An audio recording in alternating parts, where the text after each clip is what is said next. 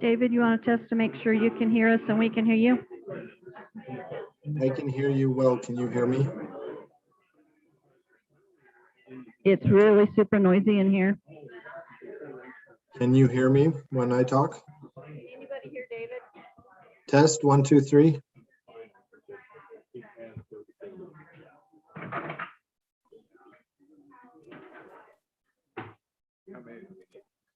How about now? Can you hear me very well? Perfect, thank you. Anyway, if I remember. Everybody hear me? We'll be going through it. Yeah, we'll be going through it. So I think it's doing this thing, you can do mitigation. You can do administrative. Lisa? Right. I can't hear you with how noisy it is till they settle down. Okay. I will stand by.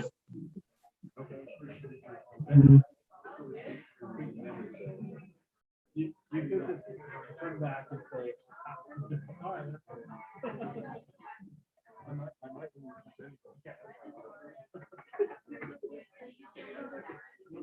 I'm good.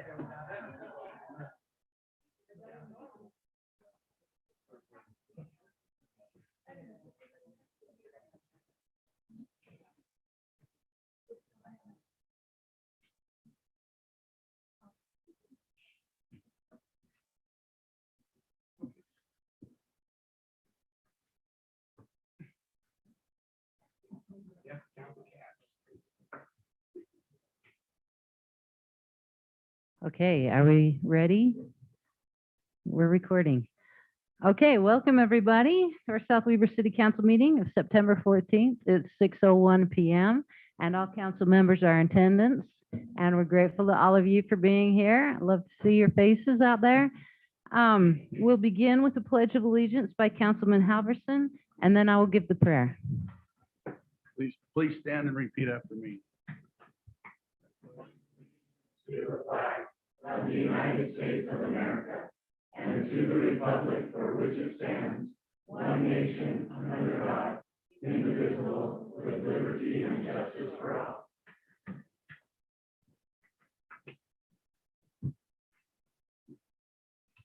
Dear Father, we're grateful for the opportunity to be here tonight to represent South Weber City and to serve in the city. We're grateful for the citizens here and the richness they bring to our lives. Father, we pray for thy spirit this evening that we will be guided and directed in our discussions and decisions that we make, that it will be for the benefit of all the citizens here in South Weber. We're so grateful for those who serve to keep us safe and protect our freedoms. And we pray for thy spirit to be with them, watch over and protect them, and bless them and their families. And please help them to know of our gratitude for their service. We ask for these things in the name of thy Son, Jesus Christ. Amen. Amen.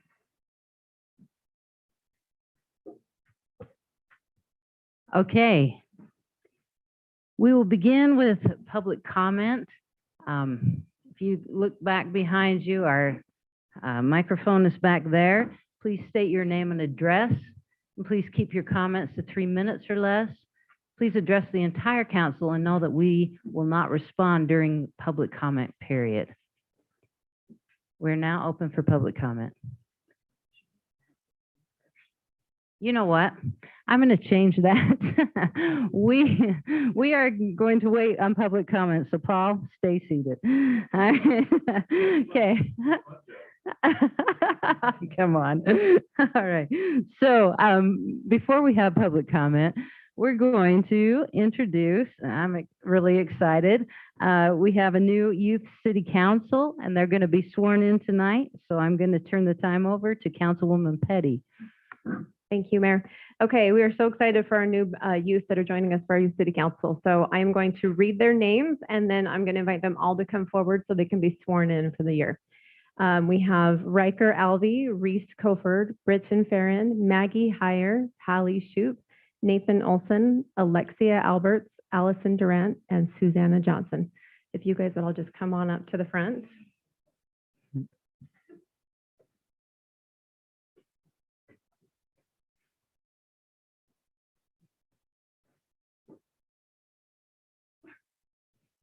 Right hand and repeat after me. I state your name. Do solemnly swear. That I will support. Obey and defend. The Constitution of the United States. And the Constitution of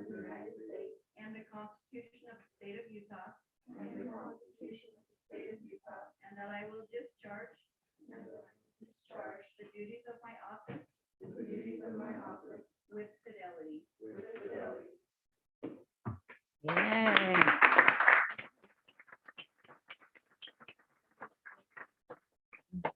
Okay, if you guys will stay there for just a minute, we're going to take a picture so we can celebrate our new YCC group. And we're so excited. We have a Woohoo. full year planned and we're so grateful you guys would be willing to serve our community. And McKenna, come on up. Can we, yeah, oh. No, I'm trying to get out of the picture. Yeah.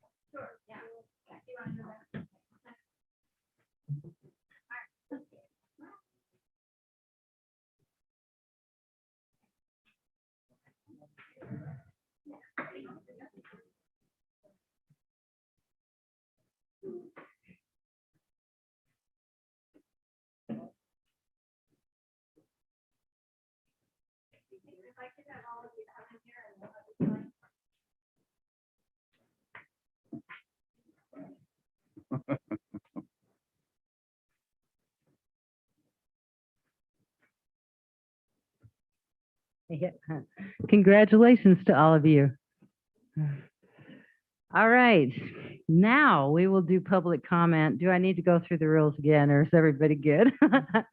Okay, we are now open for public comment.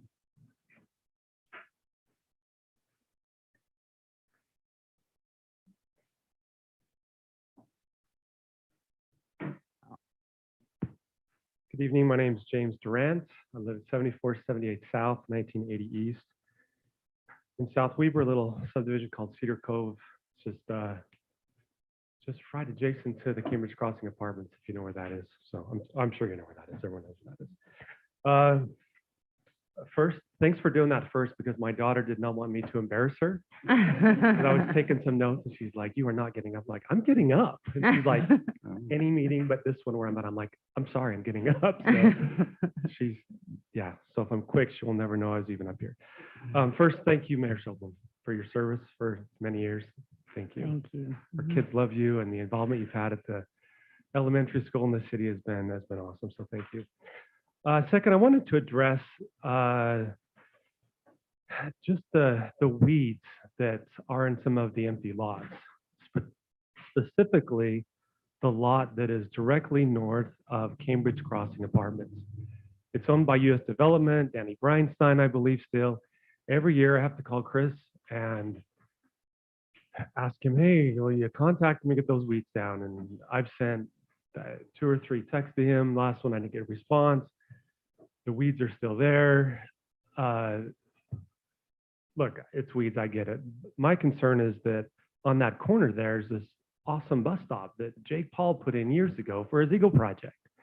And that's where the kids stand to get picked up for the middle school and for the high school as well. And I noticed when I dropped my daughter off the other day for the middle school that the kids were going across the street on South Weber Drive and on the corner of Cambridge Crossing, because the weeds are so tall, they wouldn't go stand by the bus stop on that safer corner. And so any effort you could do to follow up with the ordinance people here, or even send out a crew just to clear off that corner, just for safety for these junior high kids that are crossing that busy street, waiting there for the bus. And third, just wanted to mention that it seems like, and I've lived in my home for 20 years, and I live just west of the gravel pit, and the dust this year has been one of the worst it's been. I mean, we've had some bad years and, you know, brown snow a lot, but this year, I'm not kidding you. I do the same thing every Saturday, mow my yard. I edge it and sweep the gutters and everything. And it's literally, it's a bucket full. I'm not this type of a bucket. I'm talking a big old bucket. It's just everywhere. It's so worse this year. And as I drive through the pit and I look down, it just seems like there's more exposed area than there's ever been. I thought I heard years ago, like there was a 5-acre, you know, that they were just going to have open and they wouldn't have anything more than that. I don't know what the requirements are, but just wanted to share that it's just been bad this year. So thank you for all your efforts. And I will stop embarrassing my daughter and I will take a seat.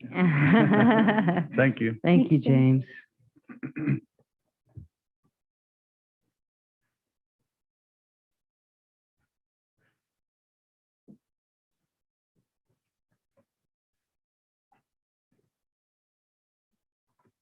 Have to move it down for my height.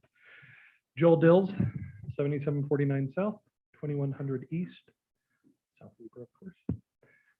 Just two things really quickly. Number one, we had another accident down at the bottom of 2100 this morning.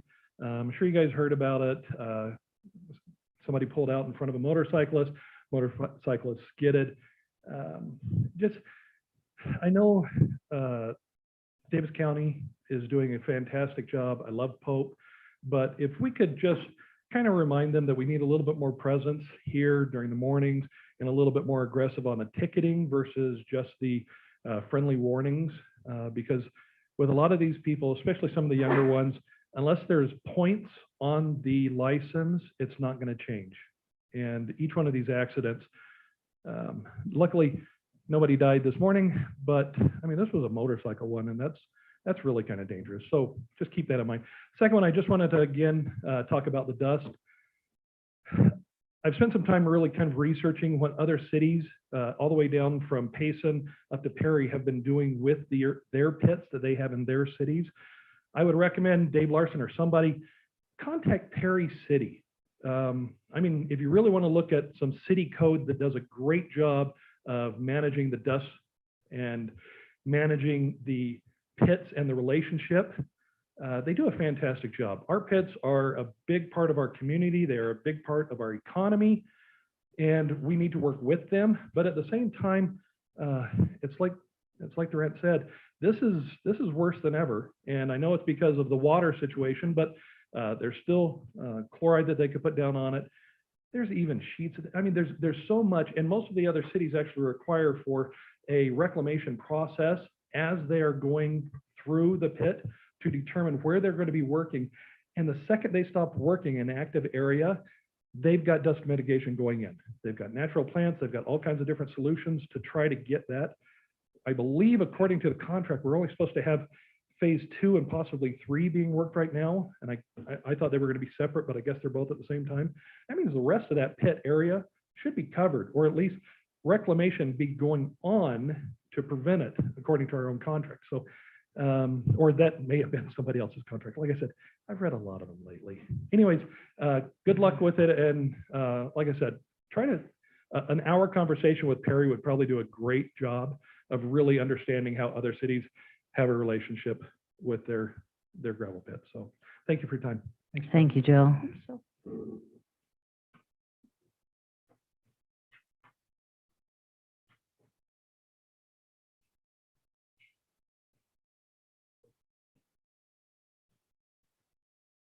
Michelle Parks, 7316 South, 2050 East. Silica dust, crystalline silica, is found in some stone, rock, sand, gravel, and clay. The most common form is quartz. Silica dust can also be found in the following products: bricks, tiles, concrete, and some plastic materials, and others. When these materials are worked on, crushed, or any other form, silica is released as a fine dust known as respirable crystalline silica or silica dust. Breathing in very small crystalline silica particles causes multiple diseases, including silicosis, an incurable lung disease that leads to disability and death.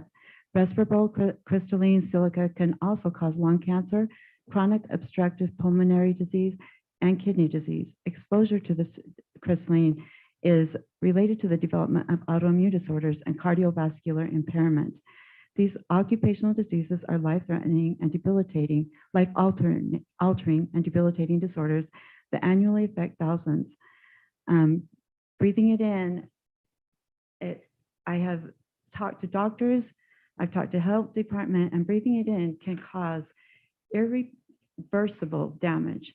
And I am constantly, several times a day, I would say at least 12 to 15 times a day, I have a new cough drop, and I carry it with me all the time too, because when I'm talking, I'm so afraid I'm going to start choking. And I do not have COVID. I do not have a cold. They're going to put a tube down my nose into the throat to look at it, to find out what's going on. I was telling a friend of mine about it, and come to find out she's had that. She thought it was only her that sucked on the cough drop all night long. As I posted it on the South Weaver page, someone, which you can go and read, I need to go back and look at her name, posted that she even mentioned to her husband that she thought she had lung cancer. There's a lot happening. We are at our home, our back window faces the canyon. And so we see the swirls, we watch it. And there is no way that it is being properly taken care of. The cough that I have at night, all night long, and the cough that these other people have, that's because of being this exposure to the dust, from the filters we've seen that is blowing it into our homes, from the windowsills, from the fact that if you open the garage door, everything outside, you can seal your garage door off and your windows really, really well. But once that garage door goes up when the wind's there, it all comes in your face. When you turn on your car, it's in your face. So I have met with people from Staker Parsons. They were very, very polite, and I appreciate that. It did not resolve anything, and this is over a year ago. I did mention to them, I will be back if not. It has only worsened, and it was bad enough last year that had nothing to do with the drought at all. Our windowsills were deep. They saw it. They were embarrassed. We took black felt and we wiped it along all of my cabinets. We wiped it along my couches. We wiped it along the patio furniture. Everyone here knows about it. But it's what's blowing through the filters. It's what's blowing through the windows. It's what's blowing through the doors. It's what's blowing when you're in your yard that is a harm.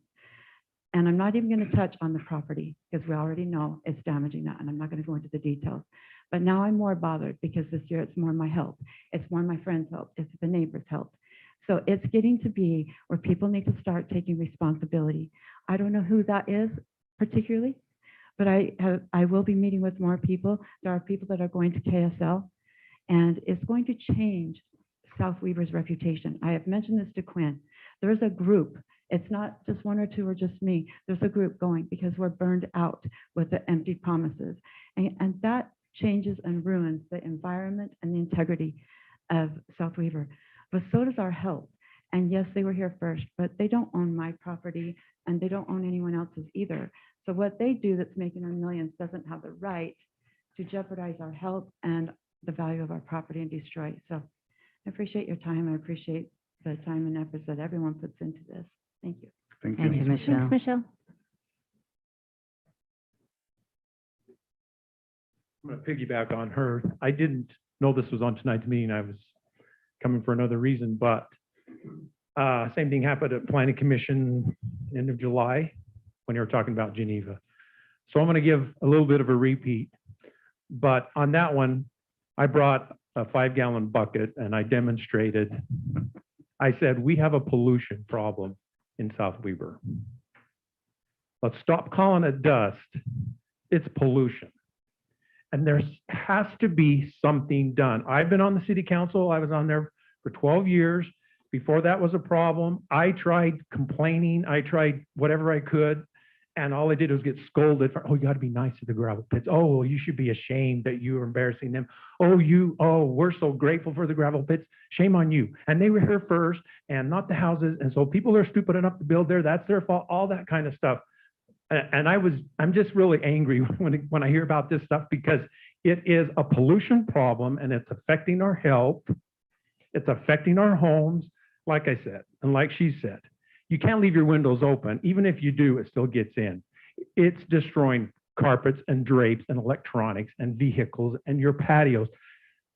We had the mayor come down a couple of years ago because coming out of Geneva, which we're quite certain, was just like cement powder. It was ground pulverized pollution. And even though the health department may say, well, it's only so many millions per, parts per million and da.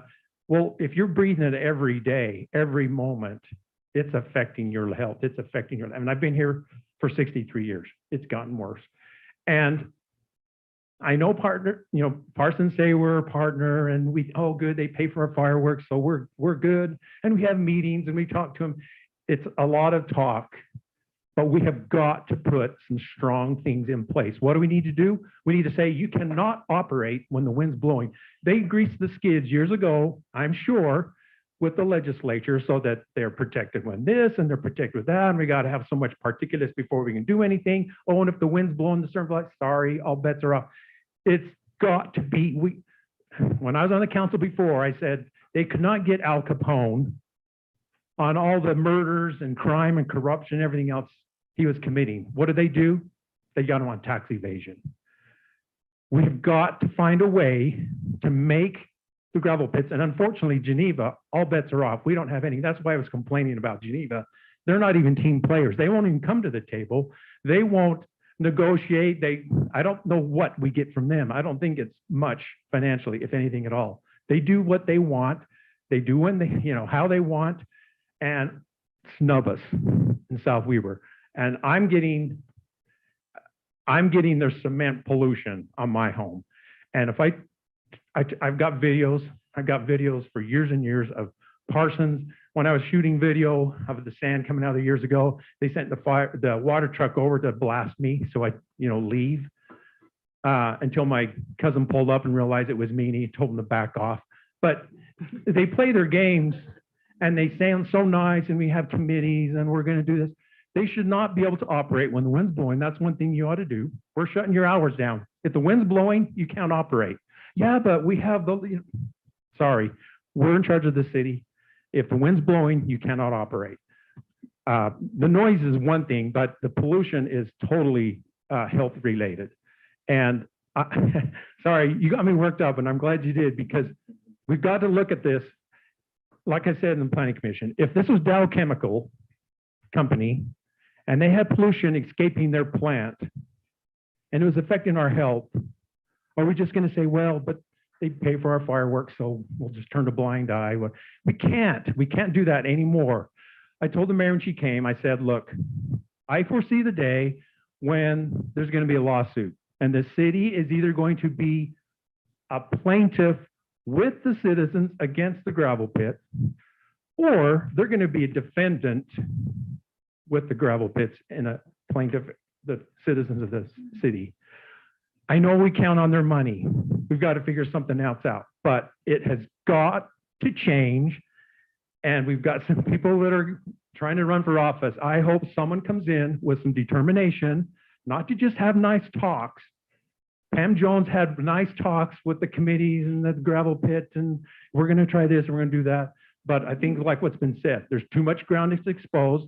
They're violating their things. They were supposed to be out of here by now. They should be turning the lights off according to the agreement that the city made years and years ago when you gave up South Weaver Drive, gave them millions and millions and millions in revenue when we gave up South Weaver Drive.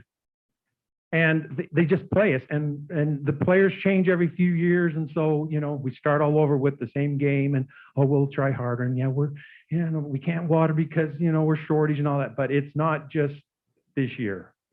Yeah, the grass is dead. It'll come back, but their trees aren't going to come back if it goes too far. Anyway, I'm rambling on, but we have a pollution problem. We need to address it as though it's a pollution problem. Find another way to get them to behave or to shut them down. I mean, decades ago, I wanted it to be a nice lake. That would solve a lot of problems, been scoffed and scorned at, and, oh, we've done feasibility studies, and, oh, we can't possibly do that because we have to line the whole gravel pit, and it costs $30 million plus. Why would you line a gravel? Why would you, we want the water to go on the ground? We don't line Echo. We don't line East Canyon. We don't line Pineview. Why would you need to line that? But they find every reason why we can't make a lake and why we can't do this and can't do that. We need to start finding ways to do it. I'm happy to help. I've got lots of history, lots of video, lots of evidence for decades, personal stories with my own family. My dad was paid to water some poplar trees years ago for Parsons to help with the sand. This was long, long time ago. Well, as soon as they thought they'd live on their own, they stopped paying my dad $200 a year to water their trees. They died within a year, of course. So they have some good intentions. They put up the snow fence type to see if that would help, but it's just out of control. And it really, we just got to be serious about trying to do something about that. Thanks. Thanks, Phil. Thank you, Thanks, Phil. Sarah.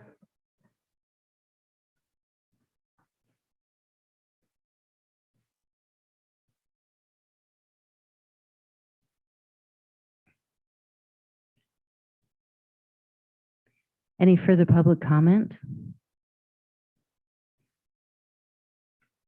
Okay, hearing, Hold on. oh,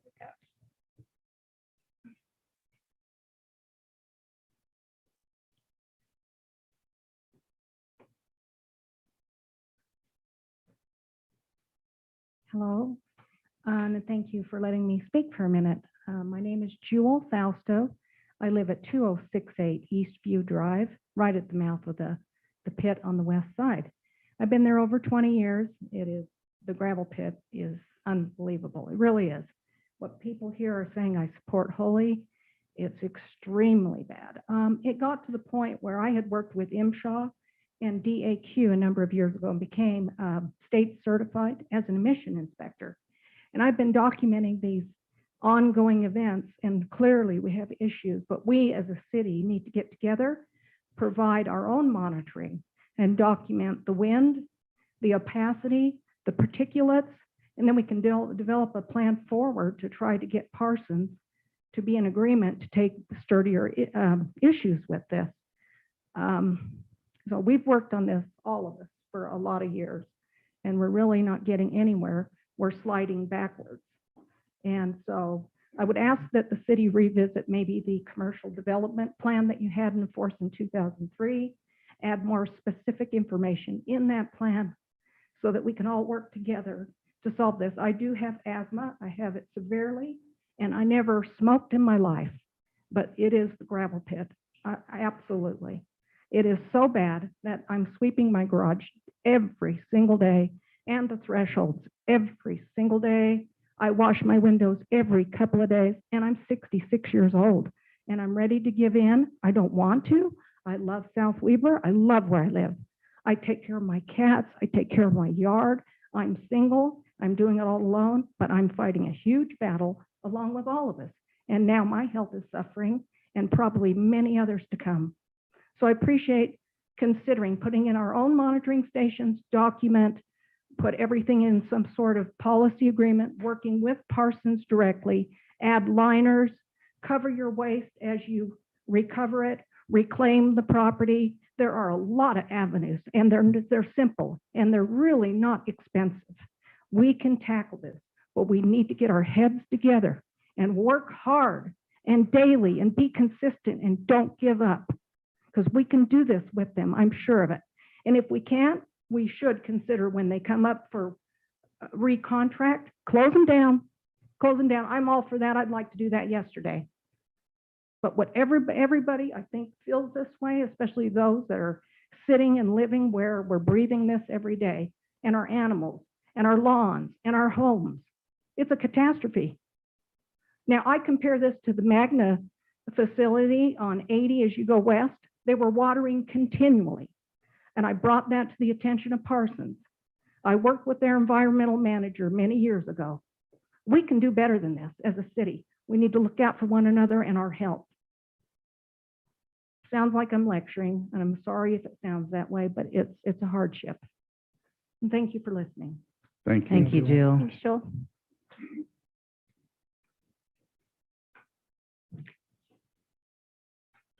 Anyone else? We appreciate everyone's comments and and also the ideas that you bring to the table. I appreciate it when you're trying to find solutions, because we're trying to do that as well. So thank you so much for that. Okay. Our next item, we'll move to our action items.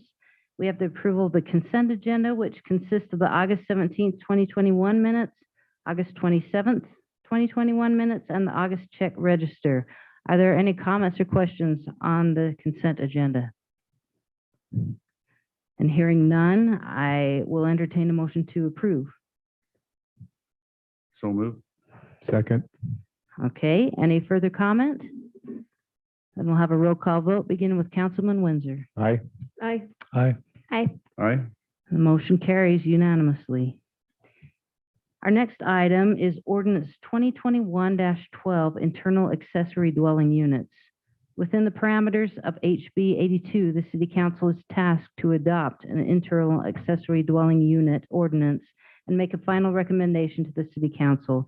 The adoption of an internal accessory dwelling unit, city ordinance, is a legislative action. The City Council's role is to consider the draft ordinance and move to adopt an ordinance. The ordinance has been drafted by the city attorney, city planner, staff, and the code committee, and reviewed by the planning commission. And I will turn the time over to Trevor to talk more about it.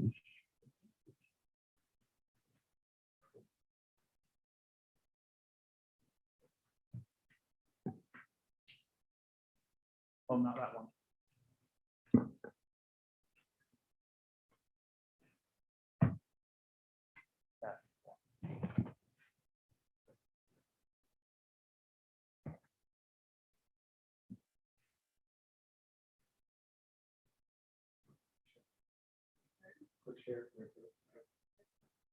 Yeah, That is the one. that's it. It was a different tab, I'm sorry. I wasn't ready to talk about this yet, just kidding. No.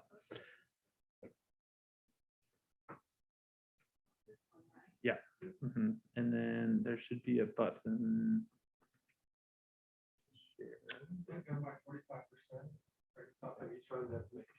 Yeah.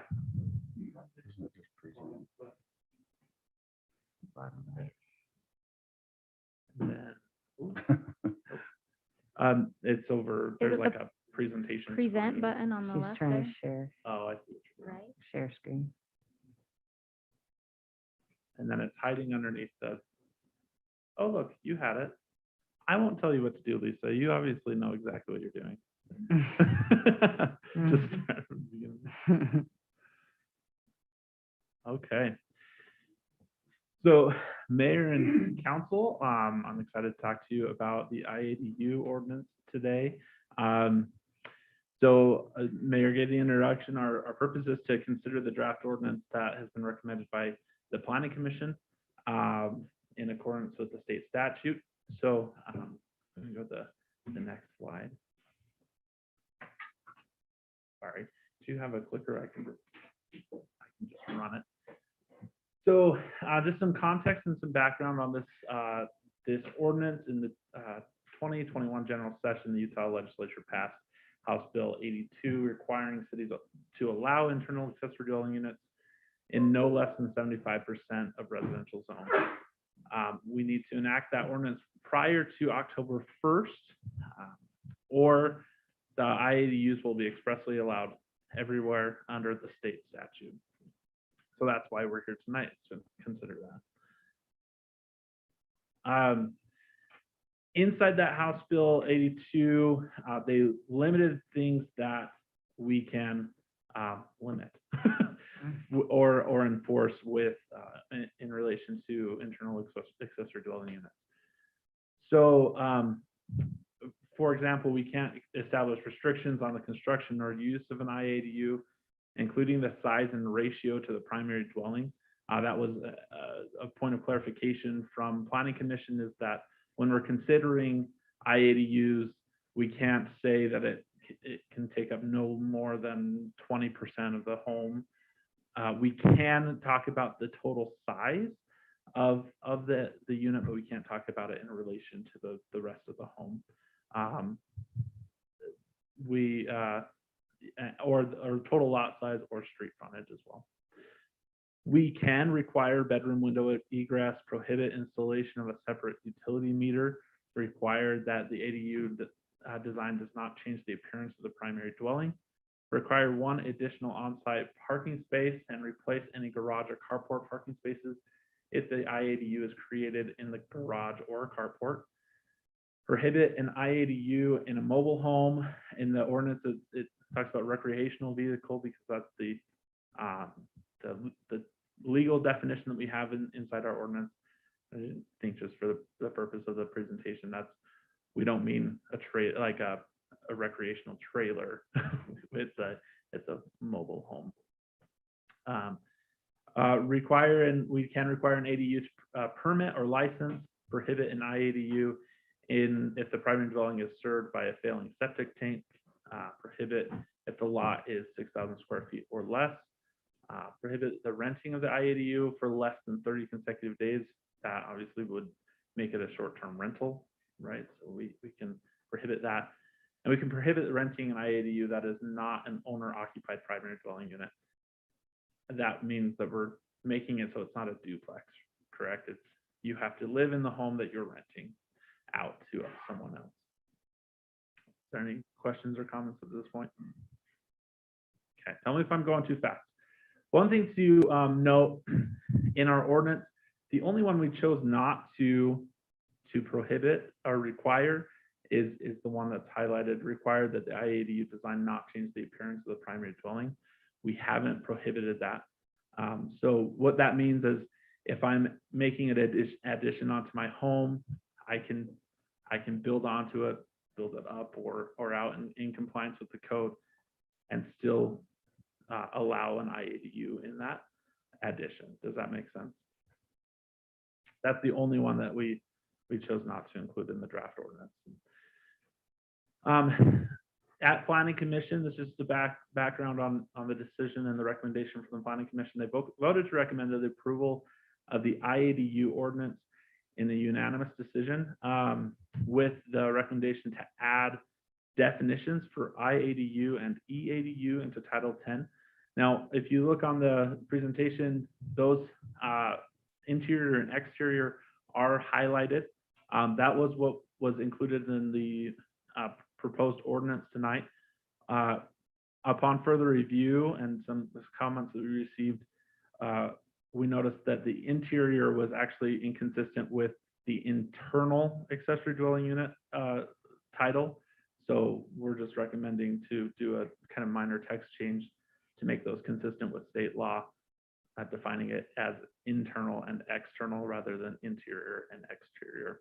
So it's a minor change. It was just one that we had overlooked when we were looking at the entire document. But once you see them lined up next to each other, and you're like, those are different words. We need to fix that. So also with the recommendation is to look at Title 10, Chapter 8, off-street parking, to look at consistency with the new IADU ordinance. That wasn't a recommendation to revamp that code necessarily, but to look at the impacts and implications on that code from the IADU perspective. And we'll get to that conversation in just a moment. So here's a little bit of information on the parking. State statute allows the city to require one additional parking space for an IADU. And if the IADU is taking up an already existing parking space in a garage or carport, we can require a space per space replacement of those. One other thing to note, we currently don't provide an approved surfacing guideline in the residential zones in our code. So that would mean that these IADUs could be parked on I think a hard surface is what it says in our code. So that is a very loose, open definition. And so that may need to be addressed in a future parking conversation, which we're having in our code committee as we speak. And we'll be moving forward with that. Is there any questions on the parking there? Okay, I'm just making sure you're all smiling at me, so we're still good. You're still good. That was the biggest comment in planning commission. I don't know how many of you listened, I mean, at the end. So it was a big concern of what that surface would be. So hopefully that's something we can change fairly easily. So it's not just someone's lawn. Yeah. Okay. Yeah, we want to make sure that it's consistent with what our vision for the community is, right? Especially with new dwellings and we can talk more a little bit about grandfathered properties and how we handle the addition of IADUs to those as we get to some big conversations. So if you notice in the packet, there was a discussion about alternative language in the code for our parking in response to IADUs. Currently, our code reads, let me double check it, make sure I read it correctly. Currently, the proposed ordinance reads under it's 10-19 dash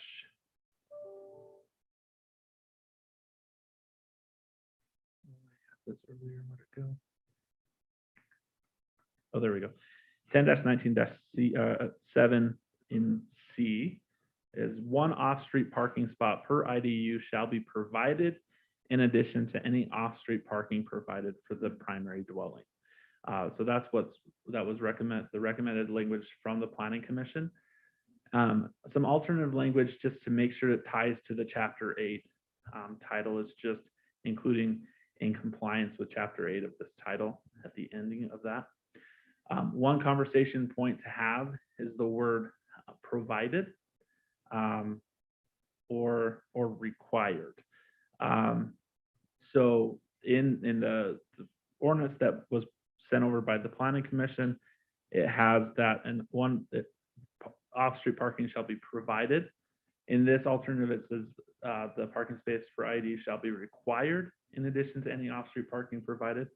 What the two differences are, one allows us to use current parking that is already available. So let's say that they already have an RV pad available at their home. That's the additional parking space provided. So they can just claim that when they do their application process, they can say, that's my additional parking for the IADU. In this case, this would require them to include an additional space in addition to what they already have provided for the primary dwelling unit. So that's a conversation that the council will need to have, is if we move forward with the original proposed from the Planning Commission, if we wish to add any or all of that alternative language to that portion. Did we want to take a minute to discuss that now or wait till the end? Am I looking at this incorrectly in the language in the code? It says alternative C. It doesn't match your alternative C up here. It says one off-street parking space per RDU shall be provided. It's not changed to require. Maybe that was an oversight on my part on the presentation. I did make updates and I might have updated it incorrectly. Nope, take off that required. I didn't put that in there. Pretend it's not there. So it is in the draft packet. I think I did put provided. You're correct. Blair, you're looking on page 20, right? Yeah. Yeah. I think, yes, you're correct. I apologize for that. So I guess the question is, do we want it as required or provided still? Yeah, that is if that is a prerogative of the council. If you want to add that language as well. Are there two questions, the required or provided, or the other option of if you convert a carport, are we allowing an extra or requiring a space for space? That is the next question that I have for you. So Okay, I we think can we address that tackle one at a separately. time. That might be better for our brains. In code committee, I think from past experience in code committee, it might be better for our brains. Process one at a time. So the idea of requiring a space regardless of the current parking, or providing a space with already the approved parking that is already available on the property, that is an option. I apologize, but I worded that wrong in the draft. just a reminder, I'm on probation still, so you can reprimand me. It could change depending on who the lot and the house and all sorts of different Yeah. factors in there. I think what we Yeah. could do is if it's more loose on the provided than administratively, we can help make some of those decisions, right? Where we're reviewing the site plan, reviewing that business application, we can say, no, that doesn't quite fit and use the administrative process, or we can just regulate it completely in the code. Jamie, did I say that right? Okay. So how does the council feel? Wayne, I'm sure. I struggle because we don't want to go down the rabbit hole that we've talked about parking, and there's a lot of nuances I think the council need to consider when they make this decision, required or option, what was the other quick one? Provided. First off, the struggle we're having right now with our code, if we can require off-street parking, but there's nothing in our code that requires them to use it. That's part of the issue. Yeah, they're providing it or they're required to provide it, but there's nothing saying they have to use it. So we're struggling with that one in our parking orders that we're working on. The other one is how many stalls are available. And if you look at a traditional home, say a 2-car garage home, exclude in your mind having RV pads or anything on the side, but just a driveway that goes straight into a 2-car garage, the setbacks. Some people might think you got 2 parking stalls in the garage and 2 parking on the driveway, so you have 4. My personal opinion is you only have 2, because if you're using the driveway, how's a person in the garage going to get out to the public street without having to shuffle all the cars around? Now, for a personal residence, that might be fine for them to manage that with their kids and all the different cars. But when you have a business, an IADU with a business license, there's a little bit higher responsibility. And so that's why we're talking about requiring another spot so that each spot has a direct access to the public's right away. Otherwise, you're going to find people short-term or long-term with IADUs parking out on the street.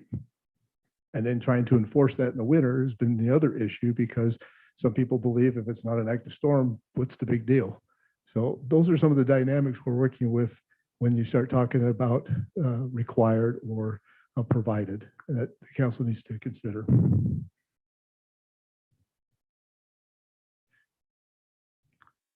Well, can we say required unless their owner can prove that? I mean, you know what I'm saying? I mean, I think the parking ordinance we're working on, the Title 8, is going to clarify a lot of these other questions. I agree. My personal opinion, I think it should be required.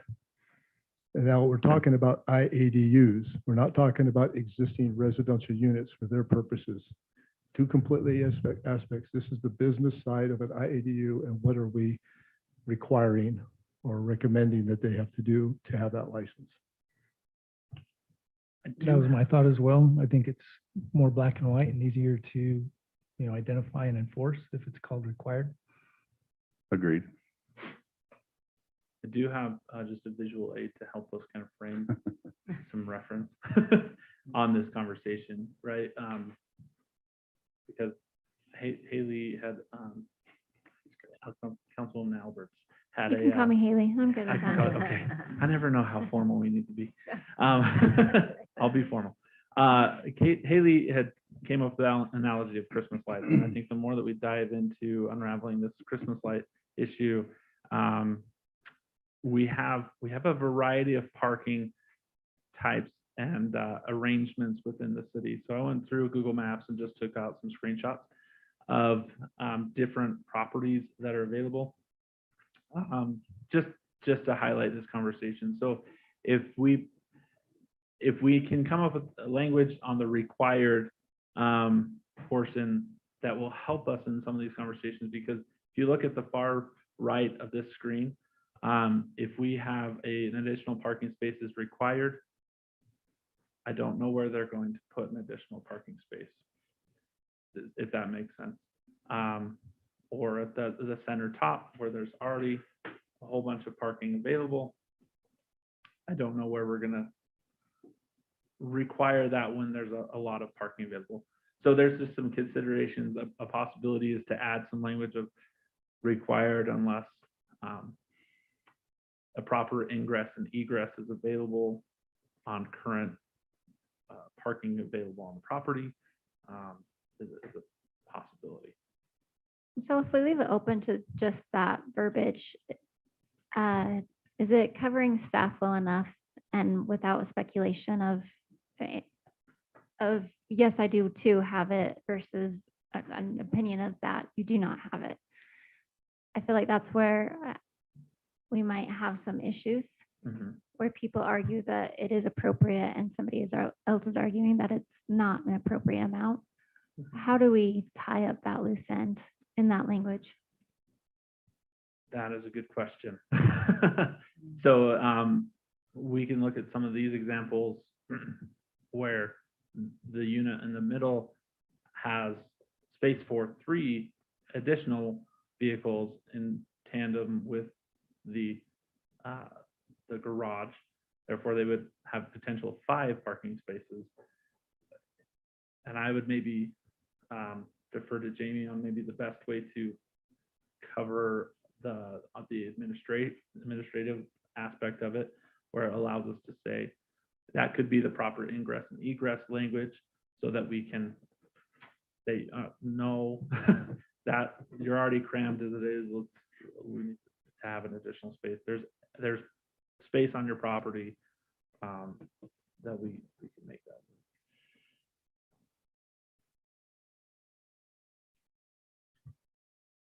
I Okay, know these so are easy choices. Is it easy to put in there that it's required? I mean, so like you take a couple of those properties that would already have plenty of extra parking, unless the owner can prove that there's already separate, or does that get too gray for everybody? Well, if you put in the word required, my understanding, right, that it would require them to create another parking. So if you have a home and it's plenty of parking, like some of these that we saw, we would actually be requiring them to create another one. That's what I'm saying, unless that landowner can show that there's adequate parking for. I think that's where sorry, Yeah, Wayne. go ahead. I think that's where I get concerned about how do it becomes an argument whether it's adequate parking or not. I agree. Unless we're very clear, it could be a he said, she said sort of thing. If I may, I think the crux of the question is the subjectivity and whether you want a standard that's subjective or one that is objective.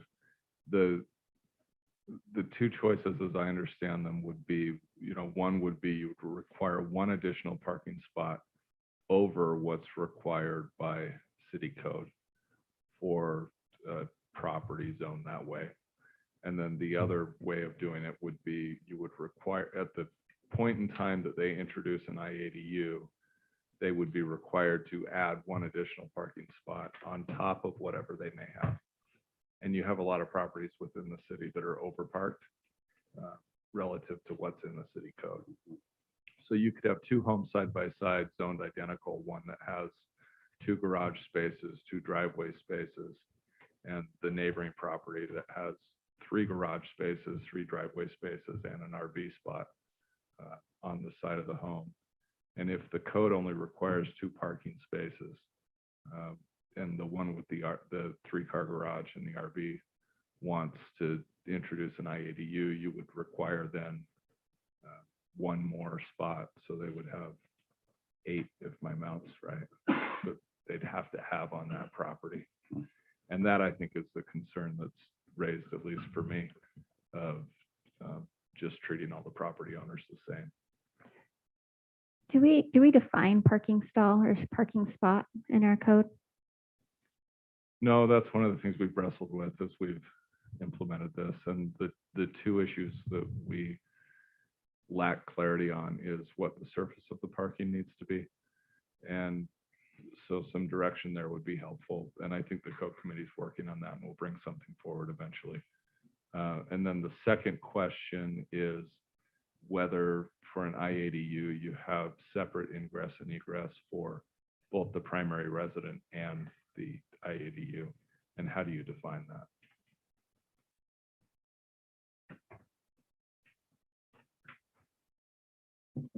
So how do we address that? I mean, is there language that we can put in there that will be objective, that would allow someone who has plenty of parking space not to put an extra? You could point to it by saying the minimum amount of parking spots required by city code +1. And then, not to complicate it further, but then the other requirement that you're allowed to have in state law is if their required parking is accomplished by a carport or a garage, and they construct the IADU within the footprint of that garage or that carport, then you can require them to replace the parking spots taken on a one-to-one basis. All right. And that's the other question is, for example, the property on the right-hand side of the screen, if they were to convert their garage into an IADU, and we would require them to add 2 additional spaces straight off, I don't know where they're gonna put it. And that could be just us saying, that's your job to figure out. That would be that's their problem if they're gonna fill in the garage. Or I think we still need to meet the code requirements +1 at a very minimum. That's not our problem to solve, I don't think. Is this something that would be looked at when they were to get a fire inspection to get their business permit? Yeah, we would look at the proposed parking, because that's required. We would look at what their proposed parking, and if there's any health safety hazards that would be available, those would be flagged. I think that's a possibility of where we can administratively handle the ingress egress portion. I'd have to talk to Derek on what the fire code would allow at that point, or would direct, I should say. It's the council's prerogative on how we want to move forward with the ordinance. We do have to consider the administrative portion of that. And if the code reads that they're required a space regardless, then we would be trying to find additional spaces on other parts of the property. Some properties would be very easy, some would prove more difficult. Another consideration is how wide we want the access points to be for some of these homes if they don't have ingress and egress. So those can be, again, that's your prerogative. We'll move forward with the will of the council on that. It goes to say not every existing property can become an IADU. Just can't happen with the parking. So in my opinion, it's, as Blair was saying, sorry, Councilor Halverson said, it's what code +1. And that's the requirement. And you shouldn't have to be administrator trying to figure it out for them. It's code +1. If it works, they should be obvious. If it doesn't, I guess they don't get an IADU. Not to complicate, but does our code, and maybe the code committee knows better than I do, does the parking, say it's required 2, are we in South Weber, we do count the one behind the garage, Correct. which would go to, because I know we did that with townhouses, and it's a problem. Yep. We're working on that. Yeah, so that's what I'm saying. So unless we change that code, it goes right back to what you started with. Yeah. So, and I'm okay with it if it's code +1, if we're getting rid of behind the garage, because if you're renting that out, it doesn't work right. One of the things we're wrestling with is the definition of, a residential unit is 2 or 3 if it's a 3-car garage, Mhm. and that's the number. Then anything above that would be the RV pad, and Okay. not counting the driveway. But that's the secondary aspect of this conversation, that it's pertinent that we're trying to bring the parking, off-street parking code current to be married with this. But yeah, we can't answer both of them today. So this one is asked to reference Title 8. I think that's in paramount, and I think it's required. I think it's required. Is everyone in agreement? Yes. I am. Okay. There's your direction. All right, one more conversation. Lisa, can we switch back to the other presentation?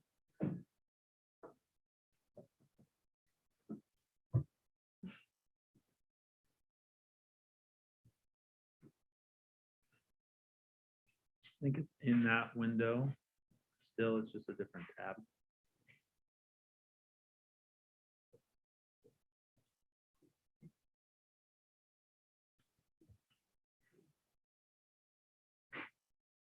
I love these discussions, by the way.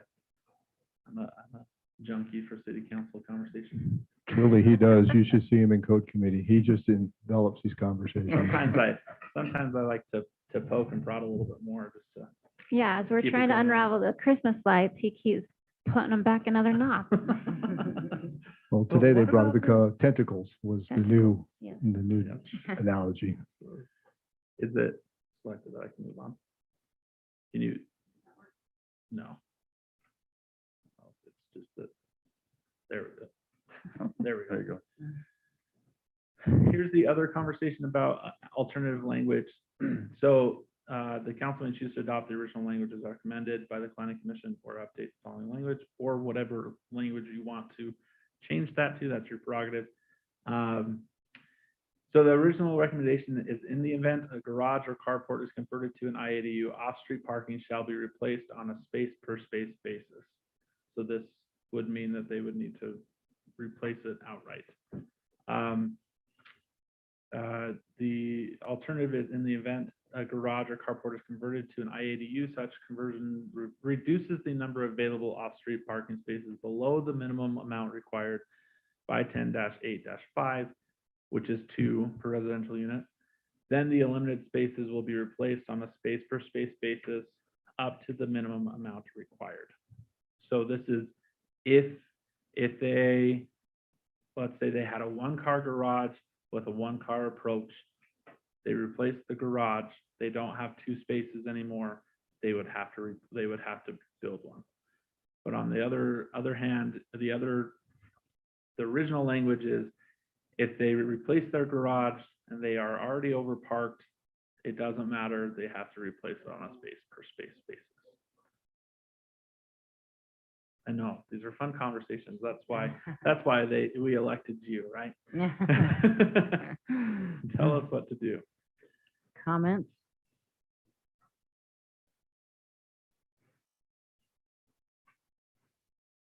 I'm sorry, I might be a little confused.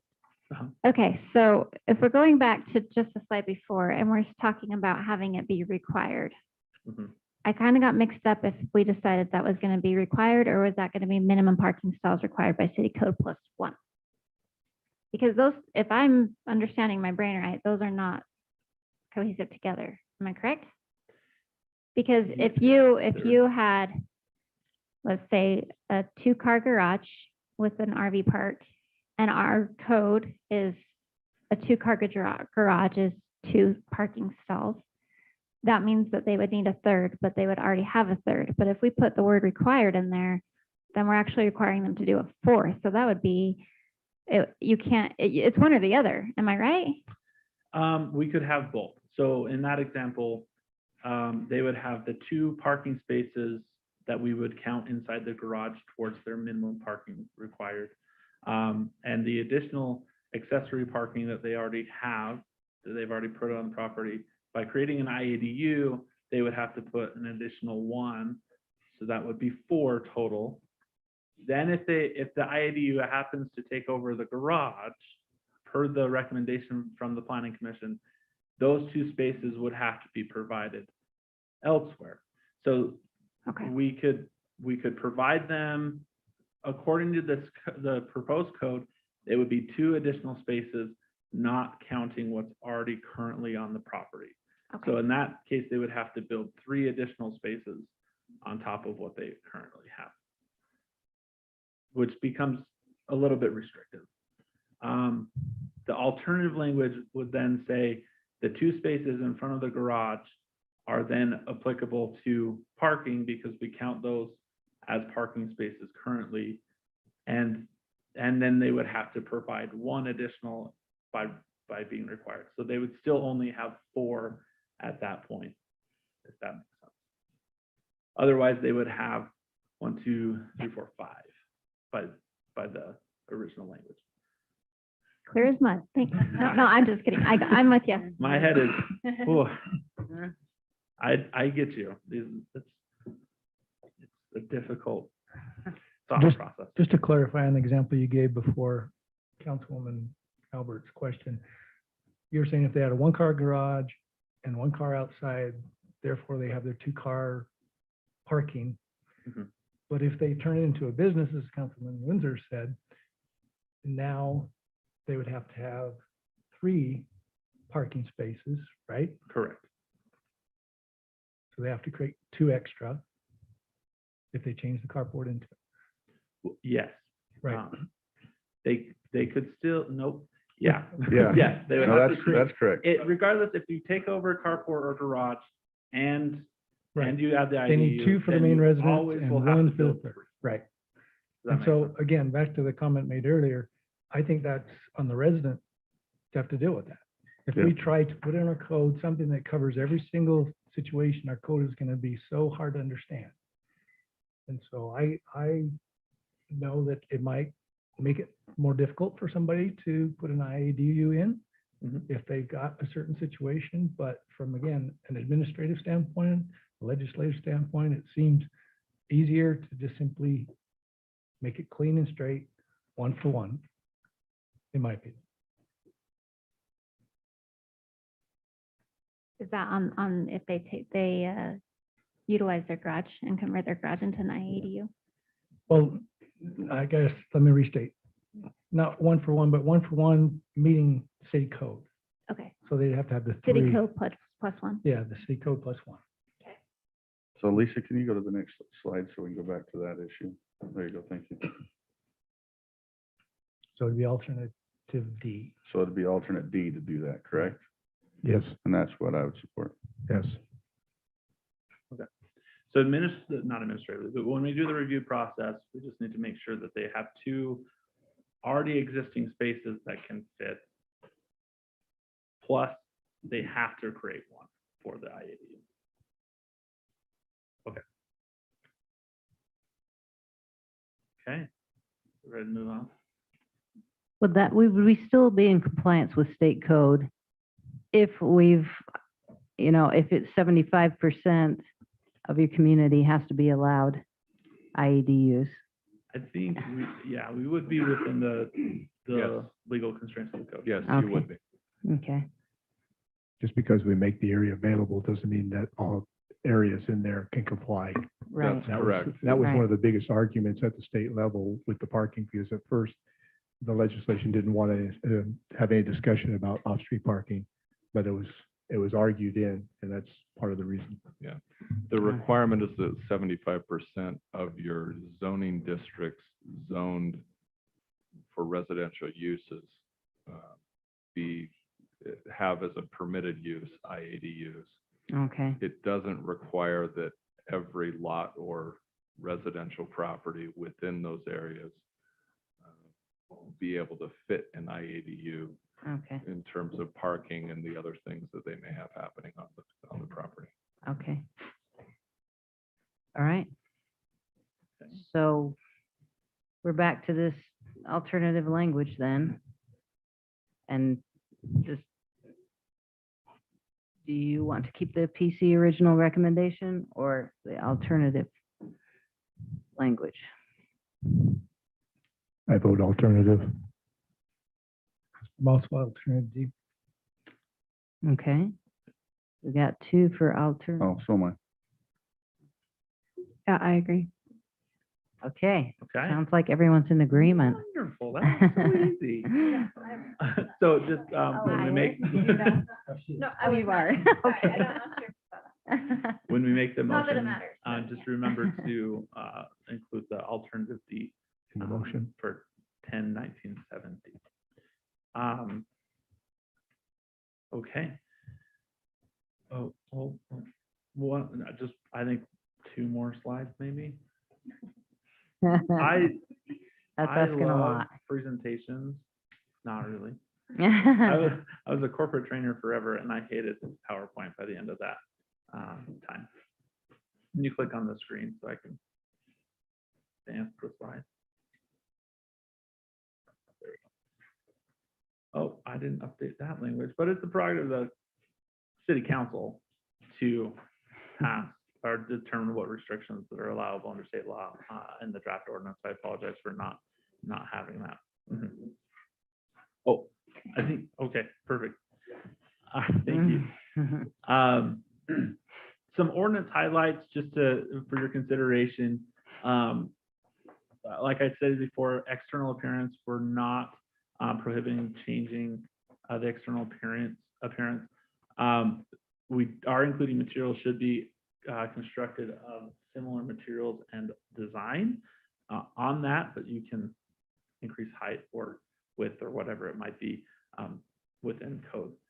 Each unit's entrance shall be distinct from the other and shall be on separate planes. That's something to be specific about. So that means you can't have two front doors next to each other, one to the IADU and one to your primary residence. They would have to be on a separate plane.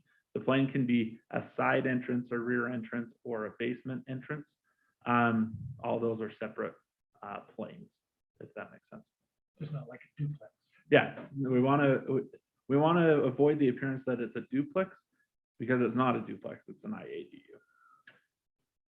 We just a note, we are requiring owner occupation.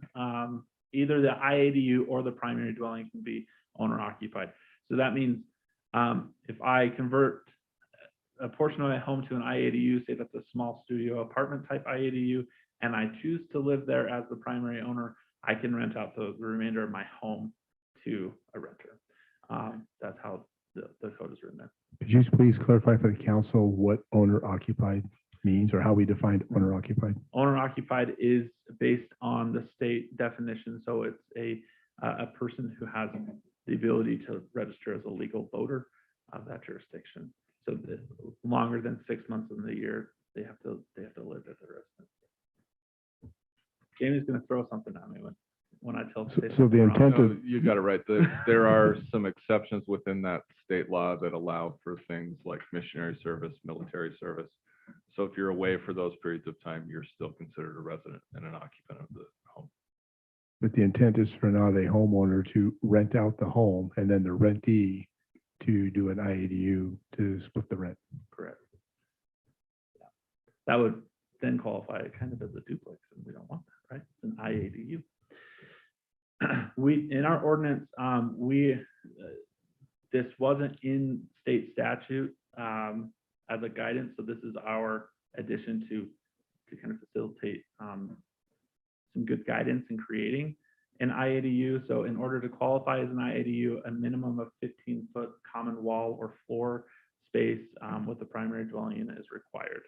So yeah, whatever, however that's determined, but 15 feet is that shared space. So if we have a detached garage or like a casita type thing, that's an exterior ADU, correct? Correct. And those aren't allowed in this ordinance. It specifically disallows external accessory dwelling units. Yeah, so the same thing is that they have a breezeway between a garage that you tack on an apartment behind the garage. You would have to create a 15-foot shared wall or floor space in order for that to qualify. So again, the appearance of, we want the home to still look like a single family home and not a home with an apartment or a home. Does that make sense? Even though it is a home with apartment, but it's internal. So, and one conversation about zoning is that IADUs are going to be allowed in all residential zones, excluding the residential patio and residential multifamily zones, the RP and R7 zones. When we looked at the available land for our city, we were looking at the total percent area of that zoned land. And if you'll notice, residential patio and R7 make up about around 1% of that total area. Residential moderate is 32%. So we couldn't include residential moderate because it already exceeds the threshold of 25%. However, it doesn't make sense to disallow it in R7, RP, and RLM because that all falls within that structure, but it Does that make sense? So it just jumps density. We wanted a good clean breaker for that distinction so that we weren't having the appearance of being segregationalists on it. No, it doesn't make sense. Just kidding. Well, Mayor, let me talk to you about redlining. It's not good. So like it says, the clear criteria need to be met. If you have another criteria that we can include in there, we can have that conversation. I know this was talked to ad nauseum with code committee and legal and the planning department at the time. So that was the determination, is the R7 and RP already fit some other restrictions, right? The R7 is usually an area less than 600 or 6,000 square feet. And so it already doesn't qualify at that point. And so we can exclude it at that point. RP, same, smaller lots, smaller land impact. And so we were able to make that. Man, I must be rocking it. Okay. So the rest of the ordinance is open. Is very small, and it's not for me to read through because I can't see it from back here. I must need glasses. But you had an opportunity to read through the draft ordinance. We've talked about some of the alternative language on the parking portion. This is your chance to discuss if there's any other changes within state statute to make for the code. Any other concerns, anyone?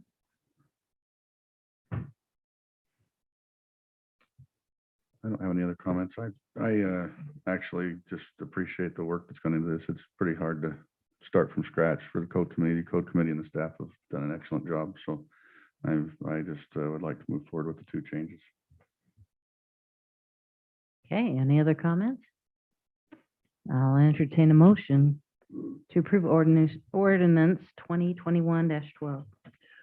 Mayor, I'll attempt to make a motion to approve ordinance 2021-12, an ordinance of the South Weaver City Council enacting regulations pertaining to internal accessory dwelling units with the change that paragraph 10-19-7C, we add the additional language in compliance with chapter 8 of this title, and that paragraph 10-19-7D, we use the alternate language presented to us.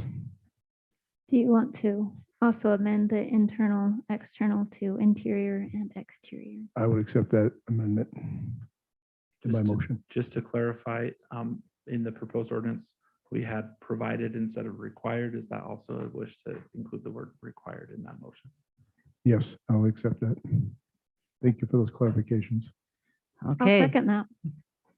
thank you, Councilwoman Alberts. Any further comment?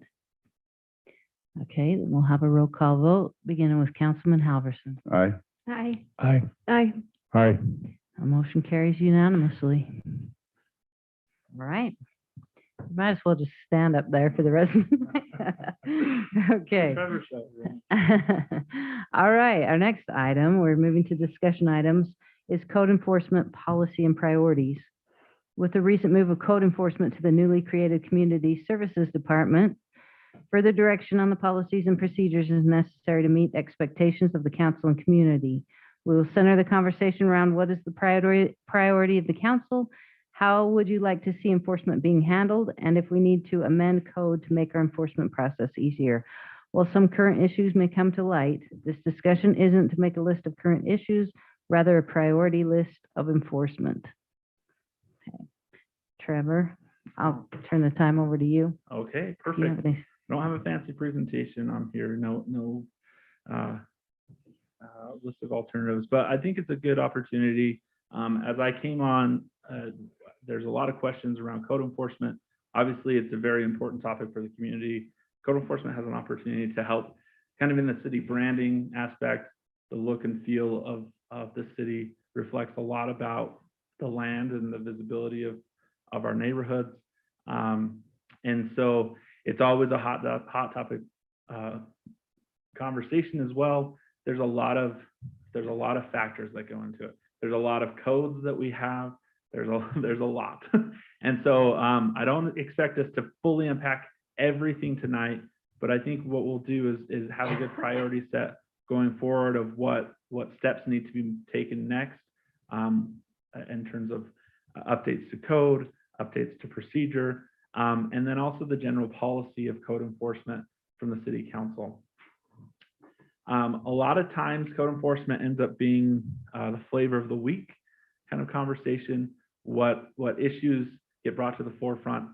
You as the city council are often the receiving end of a lot of those issues.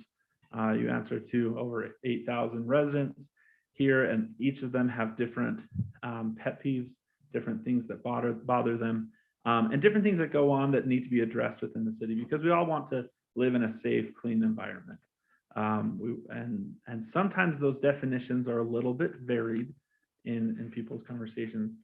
Right now, we are working on fixing our documentation process and our reporting process. We want a good streamlined reporting process, a good documentation process, so that we can track something from beginning to end. We have a software called iWorks that allows us to enter that in there and keep some documentation. We're getting better at using that. Since I've started here, that was a big initiative to get everything in there. In the past, it was the larger items would get placed on there, the items to go back and check, but items of I stopped and talked to this person and educated them, we're not getting documented that way. I've since instructed code enforcement to document everything, every conversation, put it in a log so that we can know which properties have had those conversations before. Because when I get those calls in the day from you all, I can be able to say, look back and say, yeah, we had these conversations. This is where it's at in the process. That's also an area of policy that we'll talk about a little bit on how we want to enforce our code, how much teeth we want to have in it, how fast we initiate the process. Are we looking at that delicate balance of the carrot and the stick principle with code enforcement? There's a lot of areas that we could use a stick, and there's a lot of areas we could use a carrot to have compliance, whether that's education or warnings or reminders. And so that's one thing that we'll want to discuss when we talk about our enforcement. Along with that is the proactive and reactive enforcement. So a lot of the complaint issues are reactive, right? We receive a complaint, we react to that complaint, and we go issue a notice, or we have a conversation. But then there's the opposite side of proactive enforcement. So this is one area that I've seen some struggles on when I started at the beginning, is where are those areas, where are those priority sections of priority enforcement? From what has been conveyed to me, a lot of that priority enforcement ends up on monitoring at the park and ride, monitoring the commercial recreation sites, monitoring short-term rentals, because those have been kind of, again, that hot topic, hot flavor of the week type things, and we want to be proactive on those things. Some issues on that is that it does prohibit some proactive enforcement on things that can make a larger difference on the visual perception of the city. Weed mitigation, site triangle, trees over sidewalks, some of the lower hanging fruit, no pun on that one, that we can really make a visual difference up front. So I think a conversation on what that enforcement looks like. What are those proactive enforcement priorities? And that's a hard thing to determine. At a previous organization I was with, we actually did a code enforcement bracket that we had the residents fill out, like a March Madness bracket. Pretty much tell us what peeves you the most out of these options. So they went 2 by 2 and scored them, and then they got down to their top one. In that instance, almost all of them were dust, or not dust. It would Later be here. conversation. I've talked a lot about dust and code, and IADUs today. But weeds and junk were the top two, which it's fortunate because those two things make a big impact on the neighborhoods, right? When there's weeds or junk, visible nuisances, those make a visual impact and impact the look and feel of a neighborhood, the safety aspect, in terms of, you know, rodent protection and just visual nuisance and protection there. So I would encourage us to have that could be a lengthier conversation. That could be, we'll continue that conversation for a later time, but think about those items that make the greatest impact on the community. It's really hard when we're trying to answer to constituents as well and residents that we care about and we know have issues, but you know, this impacts a smaller minority of people versus a larger visual impact. Those are kind of harder conversations, and thank goodness we have you guys to have them.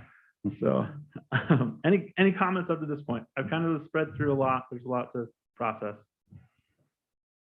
Sure, I've got a lot of comments on this one. Sure. If I can. Yes. You bet.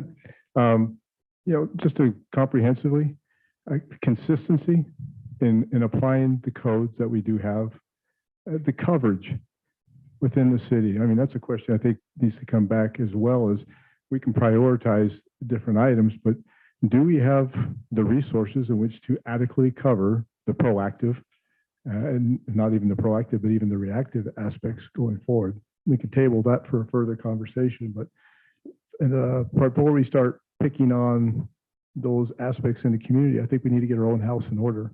We had a public comment here made earlier about weeds on our property that need to be mowed.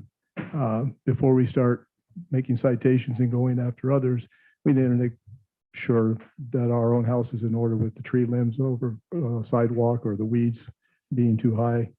And then the CUPs, the enforcement of the conditional use permits in especially residential areas, whatever they might be, and being consistent in those applications. You know, we put conditional use permits out there that have teeth in it, or so we think, and then come to find out the code enforcement officer is handcuffed. He can identify it, but he can't do it because certain things. And that's what we're trying to address in the code enforcement regulations so that we can help it. One of the other discussions we need to have about the enforcement is, are these civil penalties? Or are they criminal offenses? And a lot of it has to do with who can write the citation, and does it have, you know, if it's Davis County, they have to cite a person. If it's a city penalty, then we can cite the vehicle or cite the house or the resident or so forth. So there's some things there we need to work on as well to give them the tools in which they can enforce what the public is expecting. But the big item for me is people in residential areas are expected to live in a residential area. And if there's a business in that, they shouldn't see that, they shouldn't know that that's a business. It should blend in with the residential community. If it's not, then our codes aren't working, our enforcement of our codes aren't working.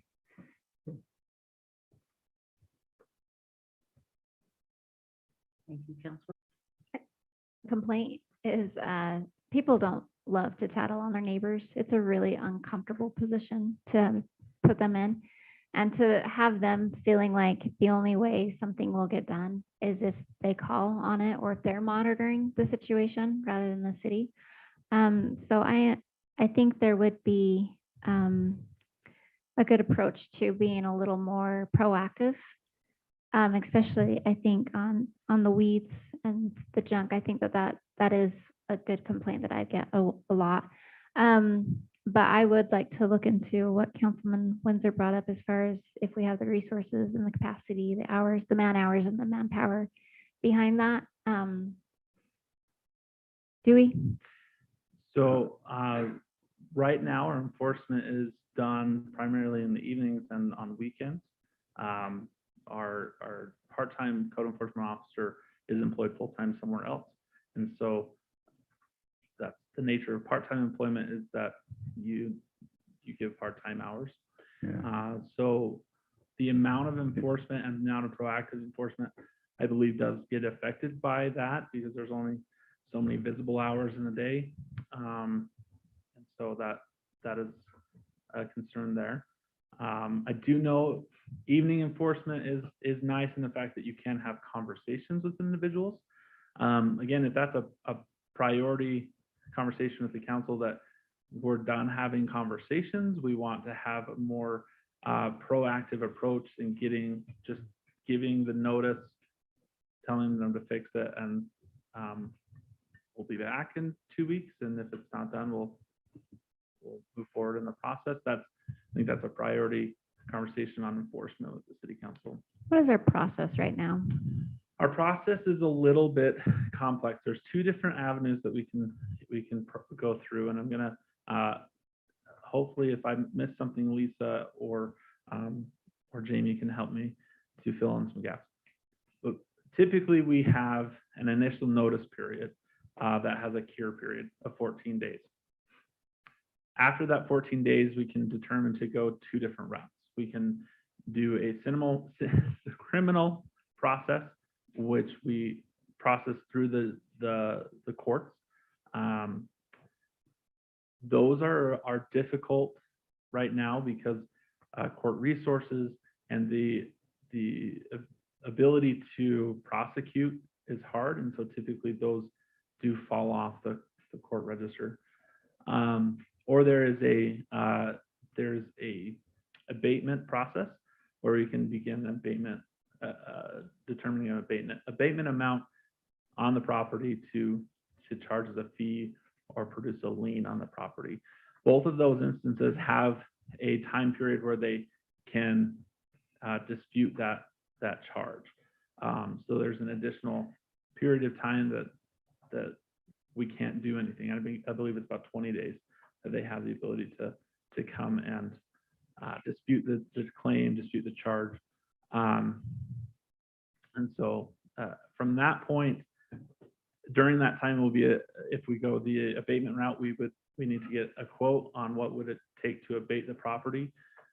Difficulties with abatement is that we don't have a budget to go spend on abatement, right? We would still have to spend the money to demo, clean up, whatever it might be, to abate the property. So we would have to, there would be some monies there.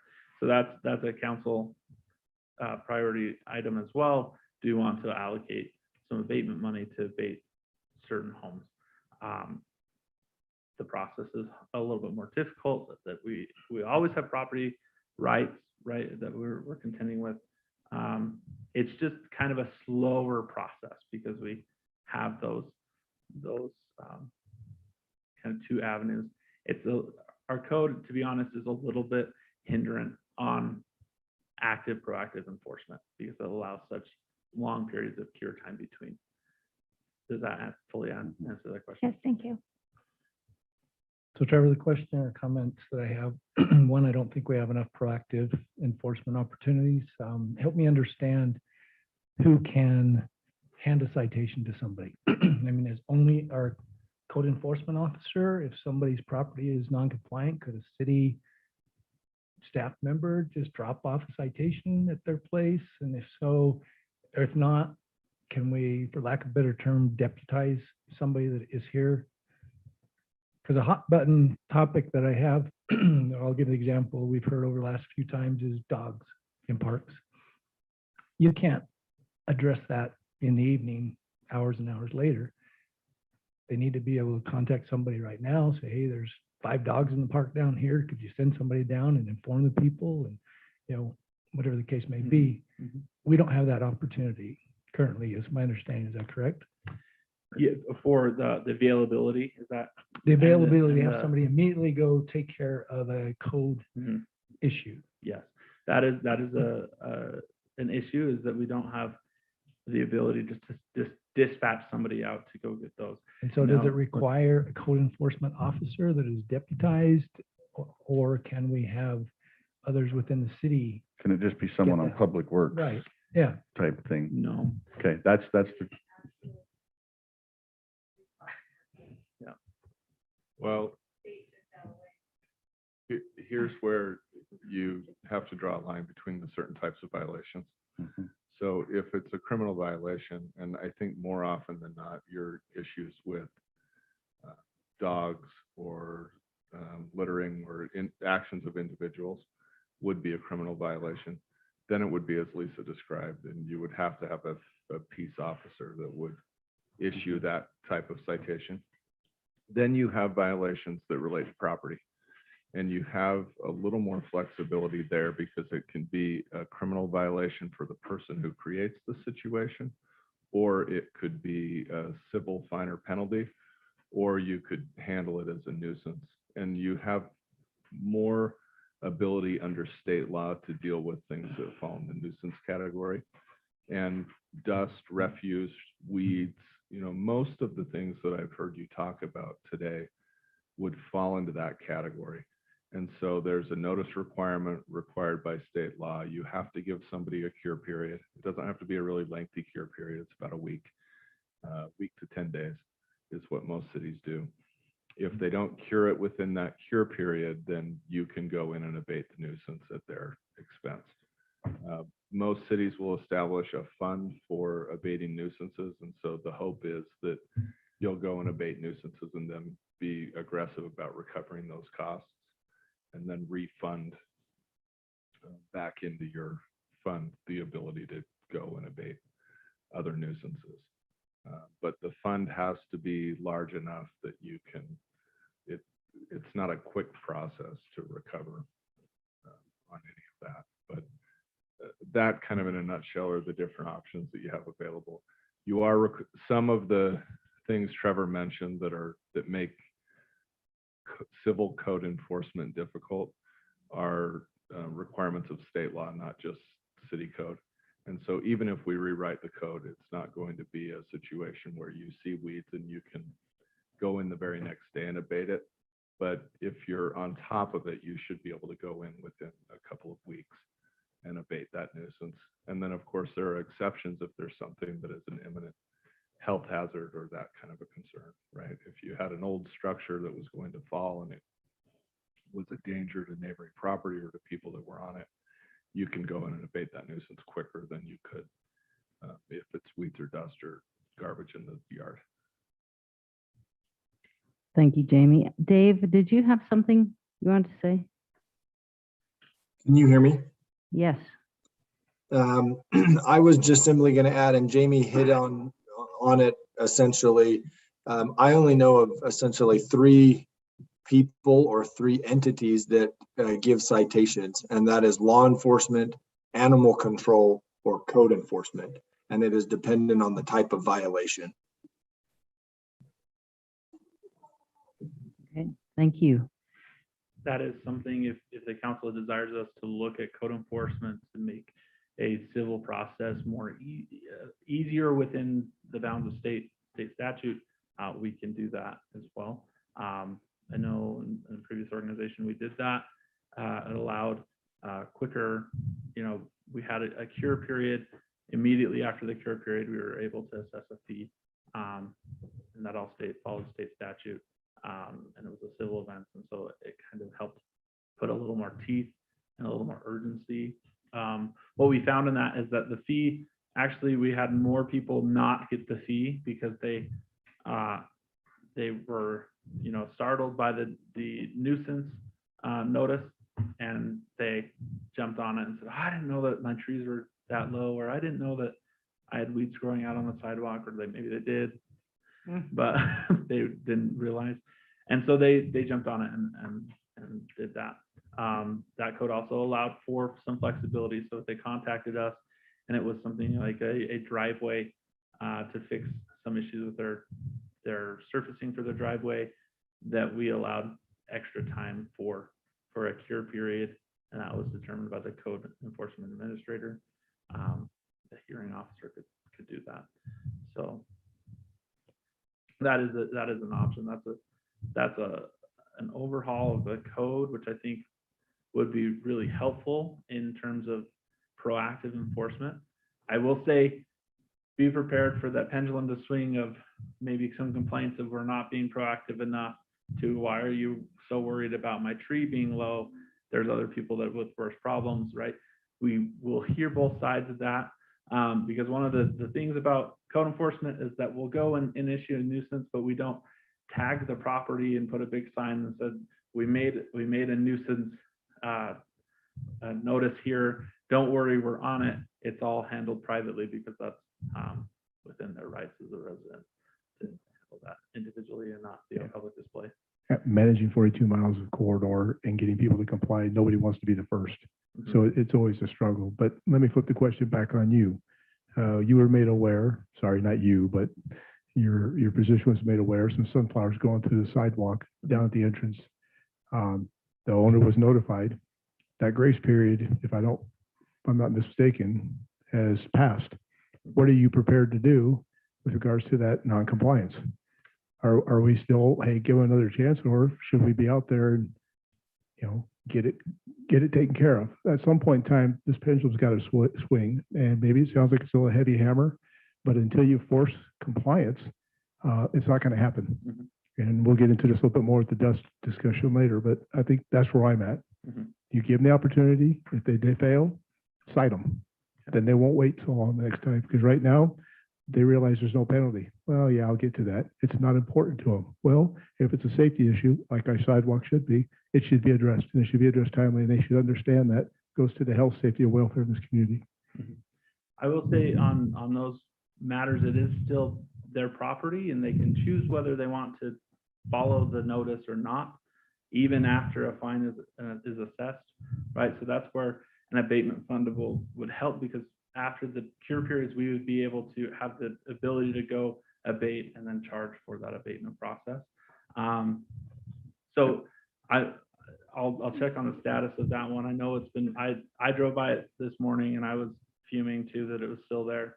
But can't some of the abatement be done internally as well? Mhm. I mean, most of our complaints and our habitual, I don't want to say our habitual offenders is weeds, are weeds. I mean, it's the same group of 5 or 6 every year, and code enforcement goes through this every year with this same group of people over and over and over. And so if he doesn't, right now, he doesn't have a very big stick with them. I mean, obviously, I think the code enforcement will, if it's someone's trees for the first time, there's always a conversation. And I mean, I can't imagine it's South Weaver. It's not another city. It's not New York City, but we're not going to go, he's just not running around giving everybody a citation and measuring their trees hanging down and how far they hang down. So I think we need to do a little more proactive and I agree with what Wayne just said, but I do think we can even do some of the abatement now, because most of them we have the ability to do. We mowed our property right up to the property that was referred to before. It would have taken another 10 minutes for our mower to keep going that was referred to earlier today. Yeah. So the abatement process, we just have to follow state statute, also our own code process on the abatement process. There's no reason that we couldn't internally. It's Halloween time. It happens all the time. Like, is that somebody's like, hey, somebody from the other side, code enforcement. The mayor's got that control. But where was I? Abatement. That doesn't mean that we couldn't do it internally already. We would want to make sure we have a good quote on what that would cost wise, so we could charge the abatement amount, right, and recuperate our staff time. It is a priority of staff time. On top of that, with our parks crew and our public works crew that would be impacted by that move to abate. And so that's again, that's a policy priority and directive from you as a legislative body and executive on how we want to enforce that, to what extent we want to do that, if we want to go full bore and walk up and down the streets with our handy dandy grass stick that measures the grass. I've seen them. Or sometimes they have like a mark on their shoe. There's some overzealous code enforcement officers, or having the conversations. It's a hard thing to have that come out of both sides of your mouth, because then it comes as a code enforcement to, okay, it's in this place. I've just talked to them, but there's a million weeds. Do I cite them, or do I just leave it? That's kind of where we're at, right? I think it would be helpful for the council to say, just give the notice. There's the 14-day cure period already. with that notice, that's the, hey, warning, this is coming down the pike. That's definitely available to us. So with the abatement, how often do you actually recoup those costs? Is it pretty I- common to have it go further than that, or are they usually pretty good about getting that paid back? I've only been here 3 months, so I have not personally seen abatement of property, but I do, it's very difficult. A lot of times we move that as a lien on the property, and then as the property is sold, we could recuperate that lien, but I can't comment as to South Weaver because I haven't been through the process on any of these, but my experience in other cities is that it's a slow process to recoup that. Usually when you have somebody that's not caring for their property, they aren't always in the best financial situation. And so what the advantage that a nuisance gives you is you can assess it as a tax lien against the property. And so you would have all the rights that you would have with the tax lien. And I suppose eventually you could force to sell the property to recover that tax lien. But most often municipalities will allow that lien to remain in place until the property is sold by the owner. And then at that point in time, they would recover the funds. So you're really thinking years-long recovery, not weeks or months-long recovery. There are circumstances where I've seen fines assessed, especially when it's a business that's a violation, because revocation of a business license is one of the penalties that it's one of the sticks you have in your quiver. And in that circumstance, you more frequently recover than when it's against a residential property.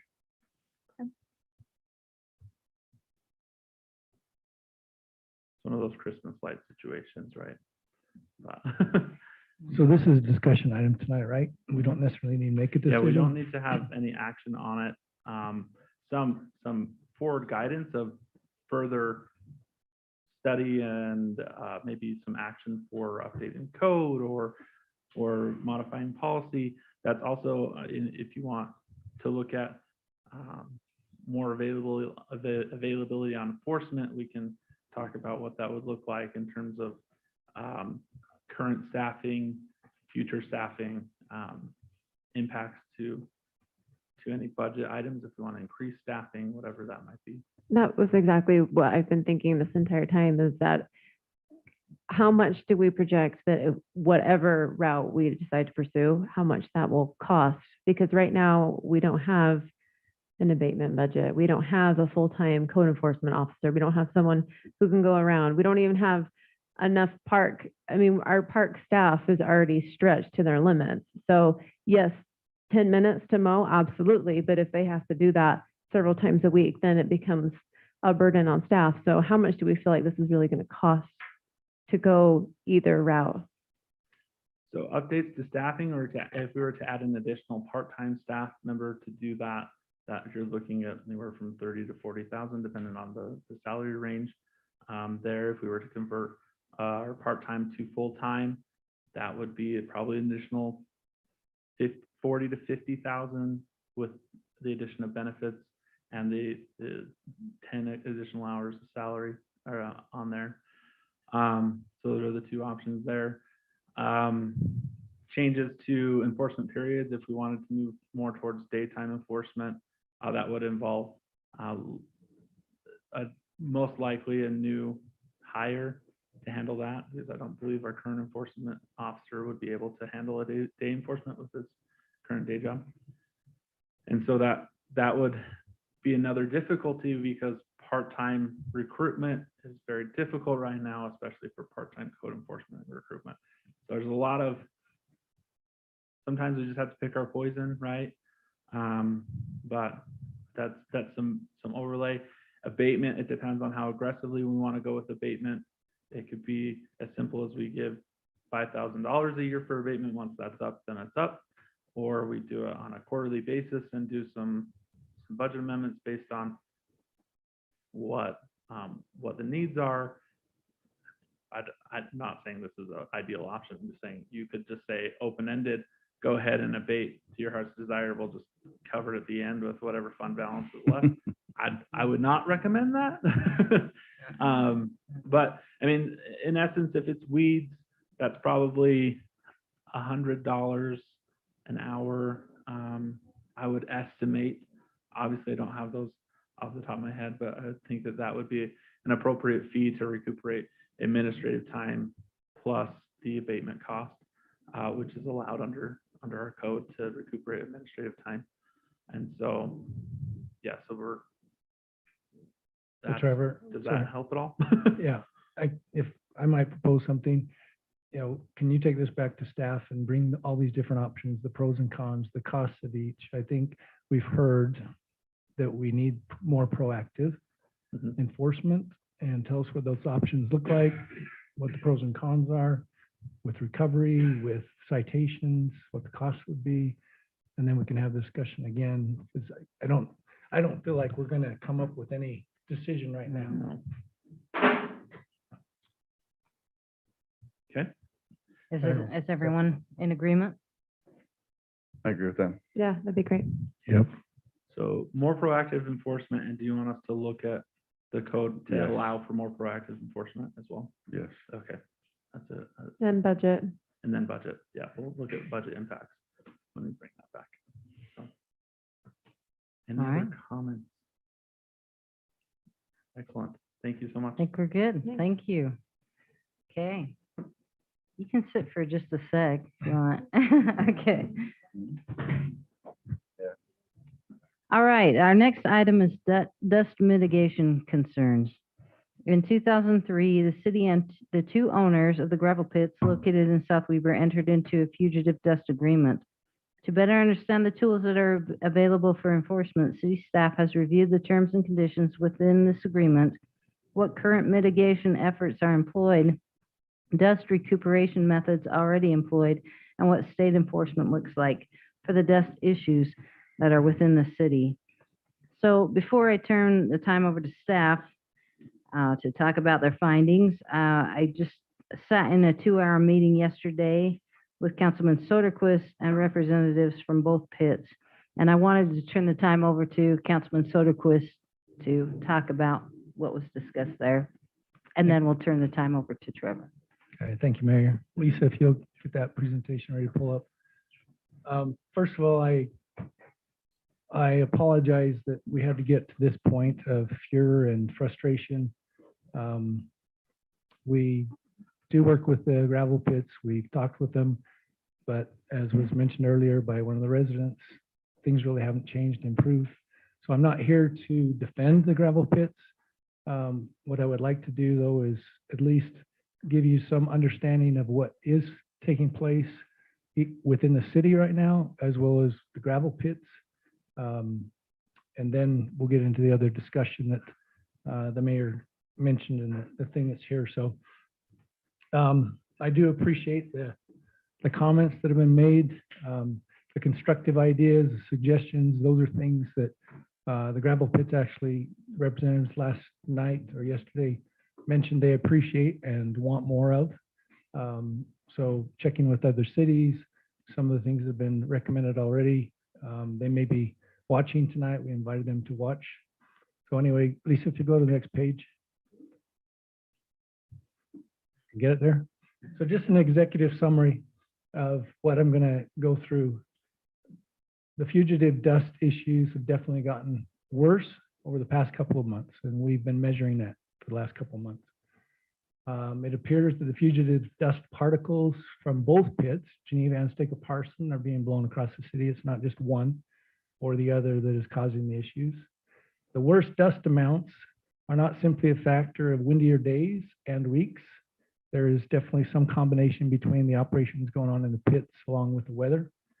The information that we've been measuring has shown that there are occasional bad days where we get very high dust amounts. It's not a constant thing that's going through the pits, and most residents know that. Our dust collection data that we've been doing for the city, independent of the gravel pits, has shown some unusual and unexpected results. I'll talk just about a couple of those. We need deeper review and evaluation on why those may be.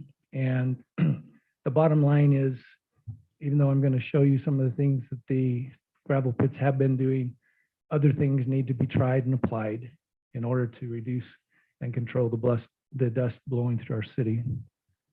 So just a brief outline. I apologize, I don't have a fancy, nice little presentation like Trevor did, but this is just dry bones data information. So we'll talk about our current conditions. We'll talk about what the gravel pits are doing, what we're doing as a city, and some possible next steps. So the next page.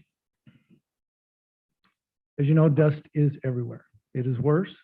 It's inside homes. It gets pushed through closed windows and closed doors. It's filling rain gutters, covering lawns, raising sod levels, killing grass. It's getting into our cars, any machinery and equipment we have. Many residents can't leave their windows open at night to get the cool breeze because dust will be all over every surface in the morning. Pets are getting covered with dust and scratch the dusty areas until they're raw. Some of the door locks get dust inside them, which affects their ability to work. Some of the closest residents even get their cars and other surfaces sandblasted. And it's thought to be aggravating health issues, as you've heard from residents earlier tonight.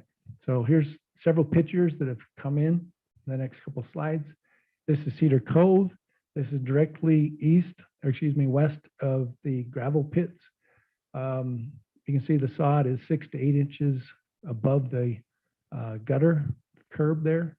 That's over a few years of blowing dust and sand. Next page. These are the residents just immediately west of the gravel pits. The Stecker-Parson gravel pits, you can see their sod is raised as well and or dead. Here's photos that I've received from several residents. I won't go through everything, but you can see, you know, the one on the left is just a couple nights of truck outside.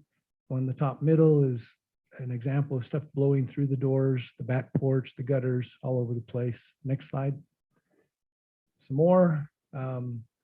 Our storage units there at the hill by Cambridge Crossing get dust inside all their different things.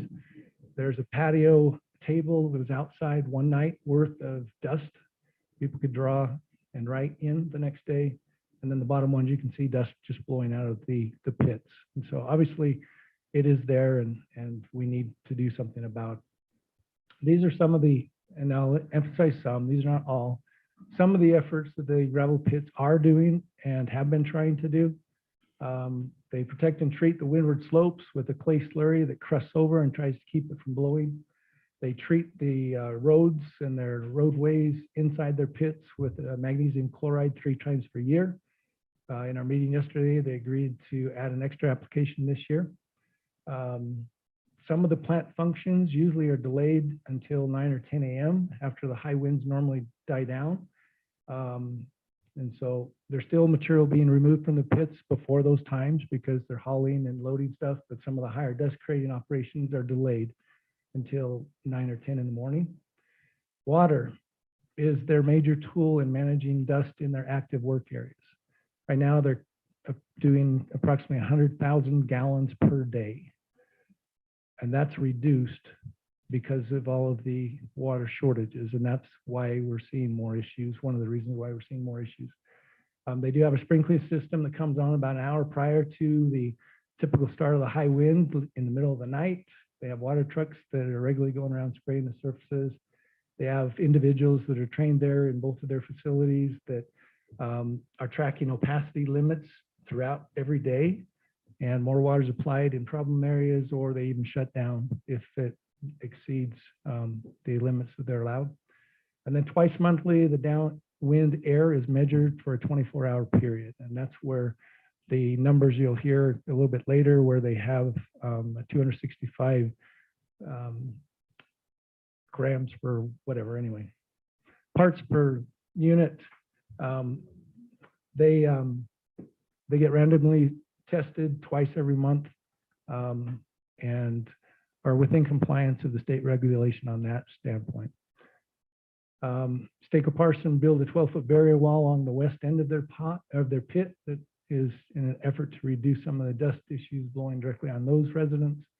They have street sweeping occur weekly, typically between April and September. Those are usually the busier and drier times. Some other constraints and aggravating factors. They have a 70% cutback in secondary water use. Their well and pond water is a small portion available to them of all that water that they do use. There's more construction this year than last year. And the big concern is secondary water is being cut off next week. So that's just some information of what the gravel pits are doing. From the city standpoint, in March of this year, we started looking at ways to measure the dust on our own. There's no documented or measured data that I'm aware of taken by the city since 2004. So right now we have 19 locations throughout the city where we have dust collection boxes. Again, this is independent of the gravel pits. We are monitoring these. Currently, they're only on the east half of the city. The furthest part west is actually here at city offices, where we have a box, where they're placed in the open wind, not behind houses or behind trees. The particles gather in those areas just because of the way wind drops off heavy things when you hit a low pressure area. So they're placed out in the actual wind and flow of the air. So we see how much dust is actually blowing through that residence location. Then every week that data is, and that dust is weighed and reviewed on a microscope and compared to each other. Some of the key findings I listed in the executive summary at the beginning, so I won't go through that. You can go to the next page, Lisa. These are the locations and the rankings of what is the worst dust location. And I won't take a ton of time to come in here, but we have one at number 19 at the far right, which is right at the mouth of the canyon. So we know what a baseline is. How much dust is coming out of the canyon? Well, it's 19th of 19. It's got the least amount of dust. Okay. So all of our dust issues are coming from the gravel pits. You will notice the number one location is right there in the center of the gravel pits. Yep, thank you, Lisa.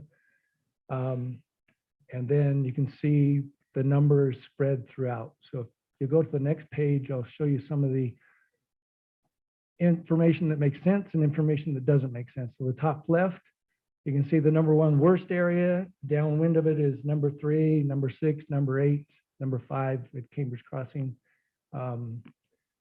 And so that kind of makes sense. You got dust blowing through that worst place and it kind of drops as you go further. However, if you go further north at the north end of Staker's Pit, there are 2 placed right there, number 16 and number 18. Those are 2 of the least amount of dust that is coming out of the pit, at least being measured in the airflow that's there. But if you look to the left of that red circle, the second most dust collected is in a residence a few blocks down, and the 7th, which is up there on the high end, is also downwind of those. That doesn't make sense. The wind flow apparently is coming up over right at the edge of the pit and then being dumped in residence property further downstream. It's not coming from number 1. And for the wind flows. Anyway, so this is information has been shared with the gravel pits. They're aware of all this data. They are now looking at what their operations are doing. In fact, I'm jumping ahead to some other slides, but I'll get to that in a minute. So here's a little bit more. The west end of the city, we're not ignoring it. We don't have dust boxes there yet, but we've collected dust from some of the citizens that are down on the western end and pulled their dust out and compared it to the dust that's coming out, the dust particles coming out of Geneva and Staker Parson. And as you can see in the pictures in the lower, they're different. Staker's is a little bit different than Geneva's, but the dust at the far west is extremely fine, extremely small. And the question is this stuff blowing right up and over the pits and then being dumped later in the western half of our city? Or is it coming off the top of Hill Air Force Base and from Layton area?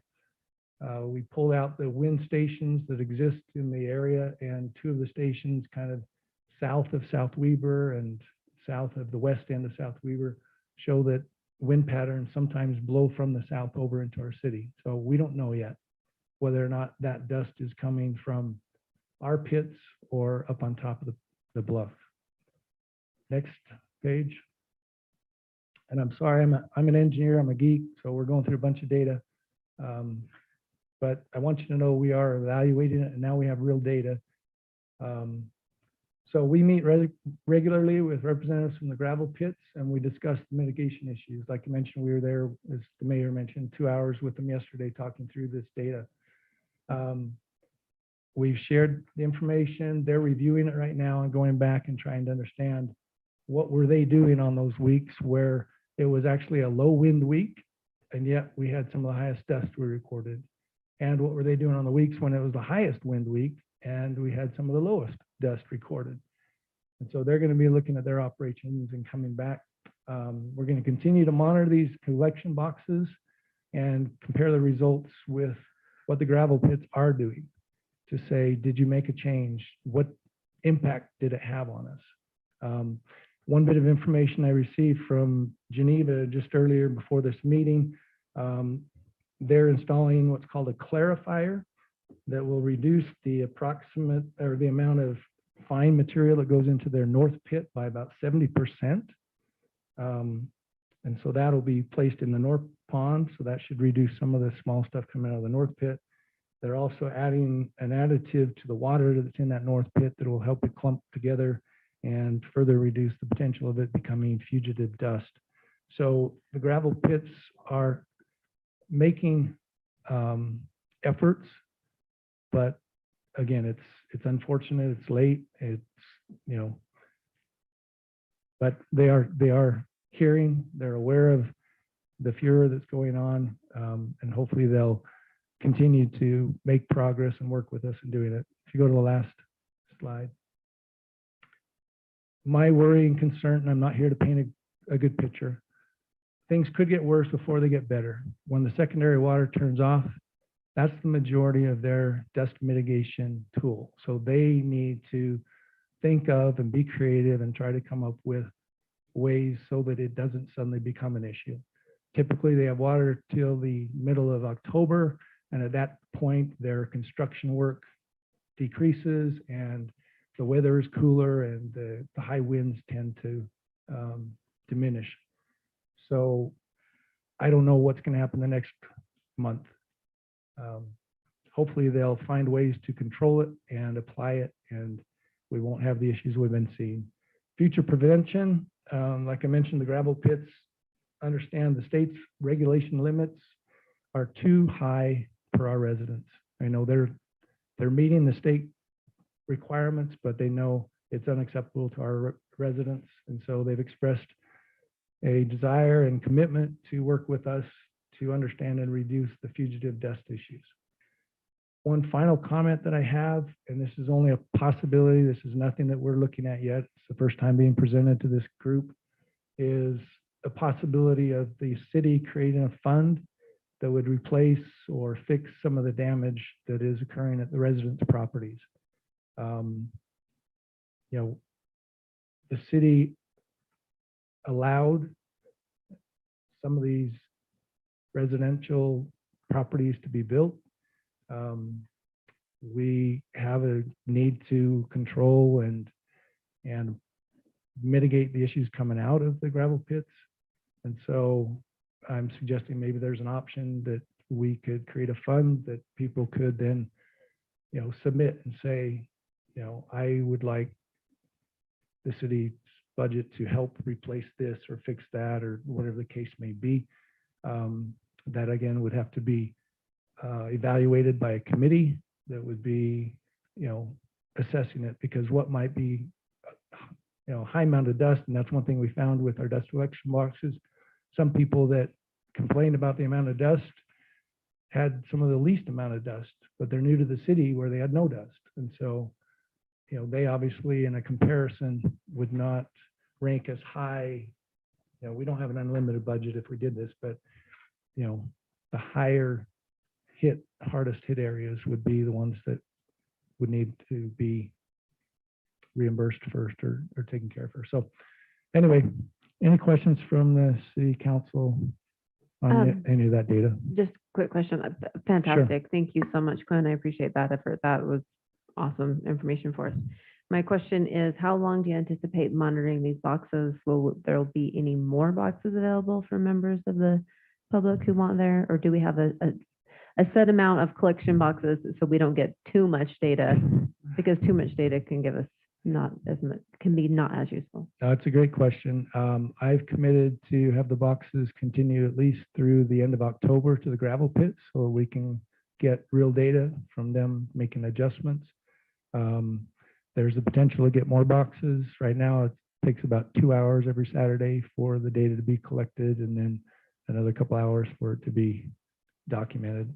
But if needed, what we might do is move some of the boxes from where they are to other locations. There's one that we actually did move already, was in a location that didn't have hardly any dust coming to it. So we moved it to another one that might have more issues just to gather that.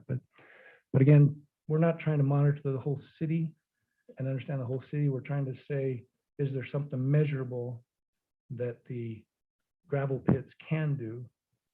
And we can give them feedback, because up till now, it's all hearsay, pictures, people sending stuff, and we've never had any hard data that we can say, yes, it made a difference, or no, it didn't. Okay, so am I to understand you're collecting that data every week on your own with I your am. family? Just me. Oh, Quinn, that's get- commendable. That's That's all right. I want way to to. go. I am the liaison, and I take responsibility to try to make sure that we, get this resolved. And again, I apologize and feel frustrated that it's still not, but it's not something that's going to happen overnight. The data that we've collected so far, like I said, some weeks we'll have hardly any, and that's just, we don't know why. And so if we just said, oh yeah, great, it's solved, well, the next week was one of the worst weeks. So it does take time to see if there's a real difference being made. Thank you. Does anyone have more questions for Quinn, or should we I finish have now? a couple questions for Quinn. First off, thank you. This is the most data we've had in 14 years. Is that about right? 18 years. So I really appreciate these efforts, and this is really helpful. My only question was, is as far as looking at under the microscope and the difference between those homes on the west versus in the collection boxes, was there a comparison of the fine dust that you were able to collect off of front porches in the west as well as in the middle of the city? Or was it just the collection boxes on the east end and like front porch samplings on the west end? So I didn't put in all the pictures, but the pictures I showed comparing to the west was the finest dust particles that we were getting from any of the boxes from the gravel pits. But there are some, battery's dying out. There are some residents further west, like in your area, that have a little bit smaller dust, but still not as small as the far west. So was that from their collection box or from their front porch? That was from the collection box. So I've just some feedback is one thing I noticed is watching, so I have a collection box at my home and kind of just watching it. What I noticed in the box and what I was having to clean up on my porch and everything was so much, what's on my porch is very, very fine. Right. So if it's showing as well on the west end, I'm not sure what it is, but whatever is happening there, I think is what's breaking it down a little bit. Right, and let me just clarify, I did take some of the dust that's coming through my windows and on our inside of the house, and the size of those particles are roughly the same as coming out of the pit. Okay. There's nothing as small as what we're seeing on the west end yet. Okay, thank you. That's helpful. Yep. My question, I don't know if this is really for Quinn or if it's just for the discussions of whoever's talked to the pits, but I mean, even talking with the guys coming out of the pits, they've made mention that there's a lot more open area than there has been in the past. And I know there's a whole lot more construction going on, but has there been any, they were limited in their, in the agreement to only have so much surface area open at a time. Has there been that conversation? We have I'm not looking had at that Dave, but- conversation with them, no. Okay, No, I made a note of it, and we'll follow up with them. to we'll find address out. that. Okay, thank you. No, that's very good work. Thank you. Anything else for Quinn before we turn the time over to Trevor? I Yeah, just want to, oh, yes. Go ahead, Quinn. Yeah, I've got a lot to share with this, and I want to start off. Thanks, Quinn. You've done the heavy lift, and that was one of the reasons having this conversation was to have the council give you some backing as to, what to take forward, either you or the mayor. The boxes you've talked about, they're the best measuring tool we have, but I have one at my house as well. I'm number 6 on the list. Yay, number 6. He's number 4. Congratulations. He's number 4 of residents being impacted, if you take away all of the Yeah. gravel pits ones. But what I'm finding is, there's best we got, but where the eddies are, the windbreaks are, a lot more dust collects. I think a lot of it goes in and goes out. So it's not a pure aspect of it, but I don't agree with their statement they gave you last night that they are meeting the state requirements. They may think they are. I'm a little disturbed about their aspect or their response to, their working hours. And first off, the public comment they give in here, they have the right to be frustrated.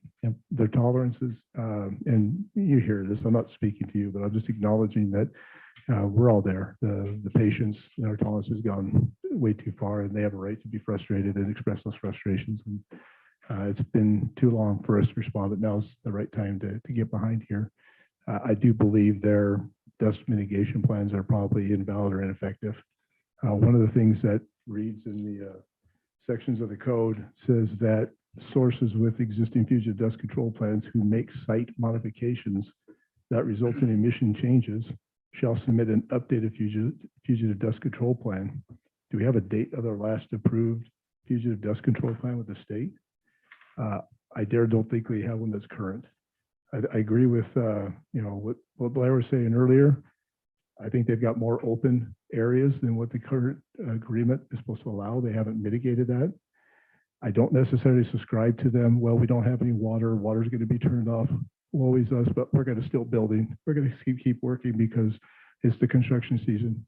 I think they're putting business decisions ahead of our health safety, and that's a concern for me. They shouldn't be working.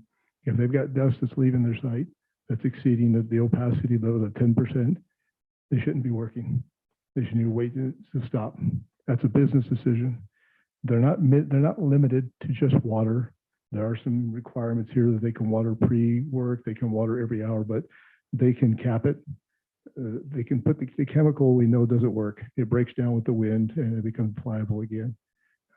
There are higher costs, so they can put liners down. They can anchor them up top and they can spread it down and cover it up. They do come at a sizable cost, but I guess I'm less concerned about them making a profit and more concerned about them controlling the dust on their site, which is some of the reasons why I wanted to have this conversation so that we can not be so much nice, but give them the velvet hammer. It's time for them to comply. They've had an opportunity. You said 2 months in your presentation, and yet what have they done? If they've known about it for 2 months, what have they actually done? It hasn't been mitigated to the point where it's been effective. So I think more has to be done. And I think they need to be extreme and not wait for next year and the water season to be better. And I guess that's the best tool they have, and it's worked to a degree. It's mitigated it, but it's not enough. I agree with what Mr. Paul was saying earlier. We need to hold them accountable, and that comes down to who enforces that agreement. And, do we put the code? Is it code enforcement? Is it the state? The one thing the mayor shared with me earlier was there is actually a complaint form that's on the state website. And in staff's talking with the state, they had not received, up until Tuesday of this week, they had not received one complaint from the citizens of South Weaver on their records. I don't know how far back their records go. Yeah. But you know what? I've heard there's only been 12 complaints submitted, and it's got the attention of the state now. Now we need to be fair to the operators and not write complaints that were 2 months ago or 3 weeks ago.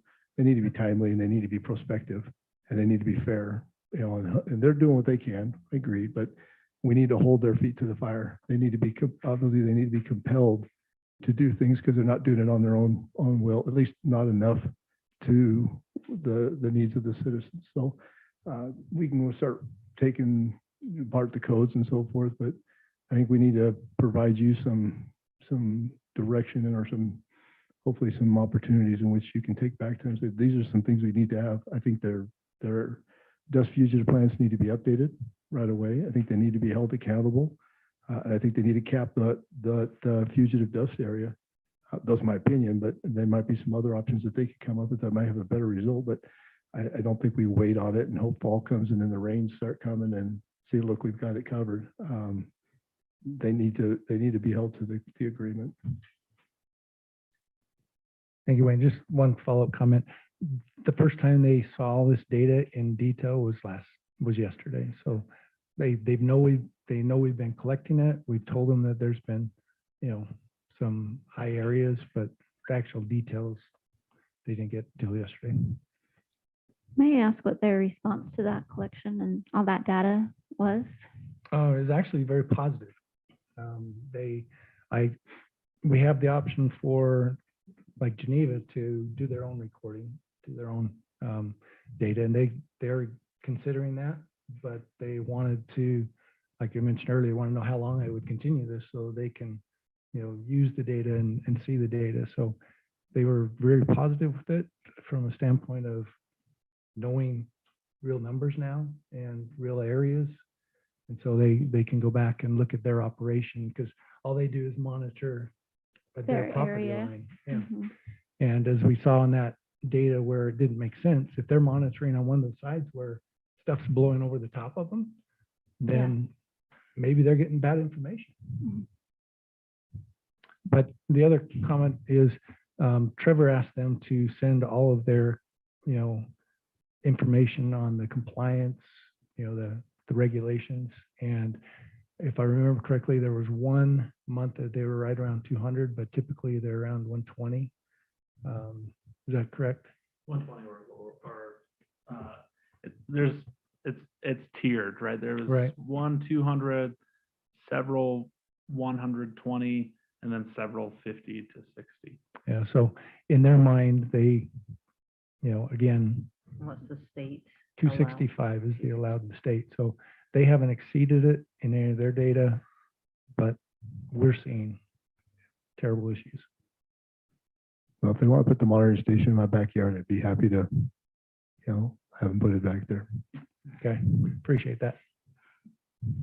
Yeah, that would be one thing that I would like to suggest to them as far as when this is taken over, or that you end your volunteerism here, and your own time and dedication, that is something that they look into providing for our city. They're providing us some street cleaning and stuff, but if they need better data, then if they have the right of the property owners, permission of the property owners to collect that data, I think that should be something that they need to take over rather than you. Right. And I think the way the agreement reads, and we haven't really had the agreement up and reviewed until recently, is we need to request it. Yeah, it actually is in there. Yeah, And we haven't. But that's changing. yeah. Sorry, Farrell. Mm.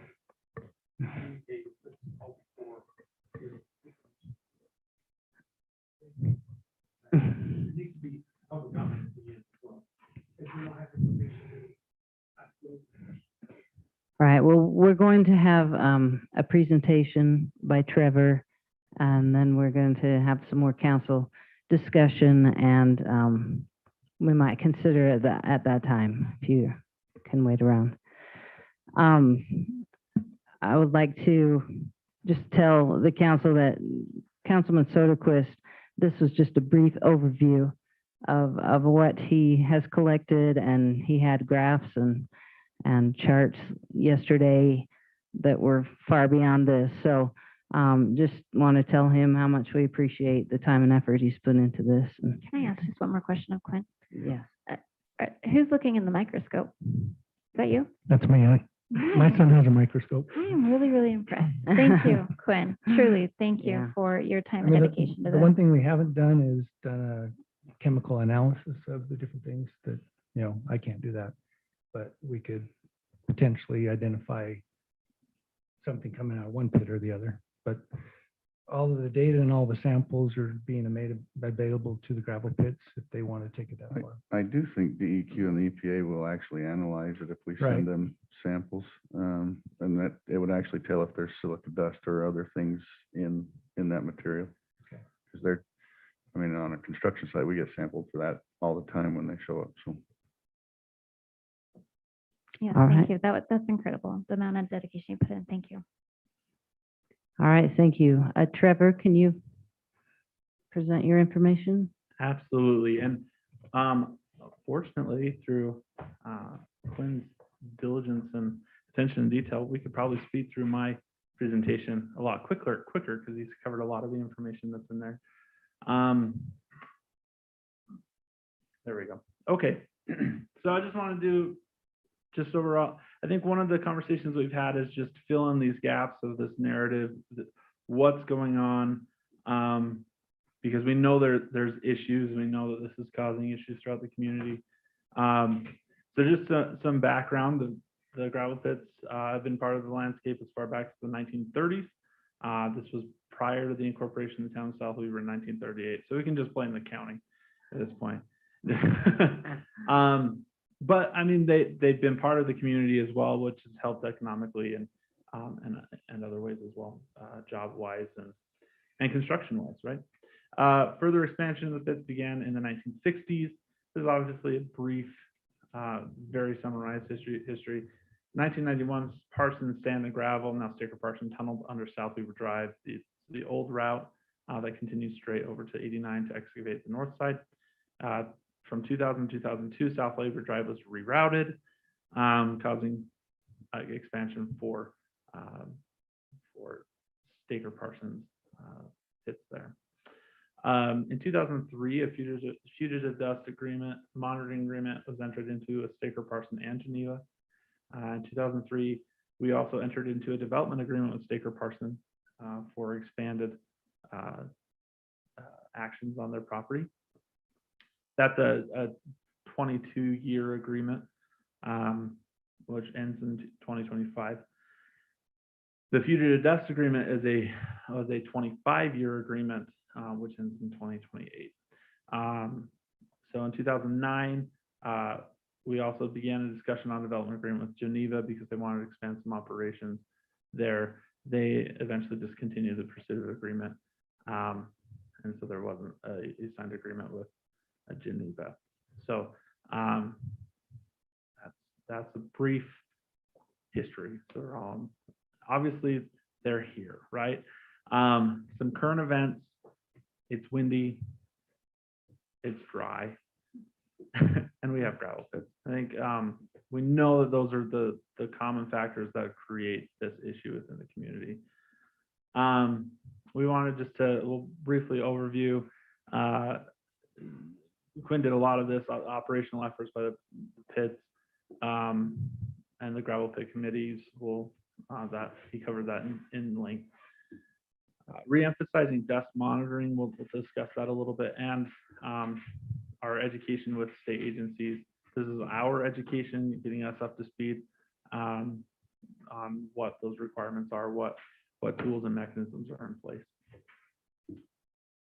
So Quinn mentioned a lot of this, some dust mitigation efforts that are in place, berms on the westward side, construction of walls, planting of vegetation, foggers, guns and cannons, water trucks, magnesium chloride, clay applications and windscreens, and some remediation efforts. On top of the mitigation efforts, companies do offer some remediation efforts. Staker is currently coating the entire north side of the property with pond mud, is what they call it. It's a clay protected surface. It's going to be on the property pretty much completely north of the old South Weaver Drive. That will be completed in about 6 weeks' time.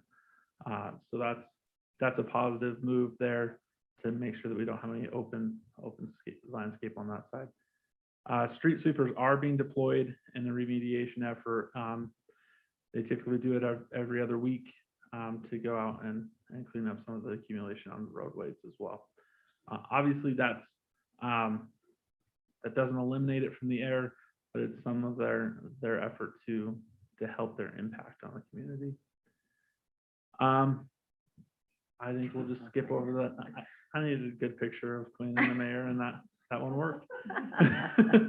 So you were both there. Angie's there too, but I cut her out. She's not you're not in the committee meeting. I'm sorry. So our efforts on reemphasizing dust monitoring. So over the years, kind of that communication eroded over time. on what that fugitive dust agreement had within it and what our tools were there. There's been a renewed effort to boost that up, to get back up to holding everybody accountable and monitoring and being proactive on data gathering there. Historically, however, exceedances are very rare and far between. We do have data from Staker Parson that they've given us. Now, this is to frame it, however, the fugitive dust agreement only requires them to test 2 times per month. Those are dates that we can set. In the past, we've set the dates. If they've missed the dates, they've reported which dates that they've issued. Majority of the times, they haven't reported on the dates that we requested on it. Just as a aside. Now, from that data, there haven't been any recorded exceedances, but that doesn't mean that those bad days and those exceedances haven't happened. It's just that because of the 2 days that they monitored, there was no exceedances recorded. There were a few here and there, but it's very sporadic of what they were reporting. Some hindrances on that as well is that they're only required to report if they have exceedances. We can request a report, but due to the agreement, they only have to report if there's an exceedance. A lot of it places onus on Staker Parson and Geneva to initiate those. We received data from 2021 that Staker Parson has been collecting, and they don't record any exceedances. However, there are some large high days back in January, February timeframe that were higher. That can be attributed to a low accumulation winter, right? That's when their water is completely shut off, and there's some limitations there. And then we have made a request to receive recent reports from Geneva as well. Geneva will begin doing twice a month monitoring as well. Because we weren't initiating that, they weren't necessarily doing those reportings. Now they do have to, just like with our fugitive dust agreement, they do self-report to the state as well if they have any exceedances that they monitor on their own property. A lot of those are visual reports.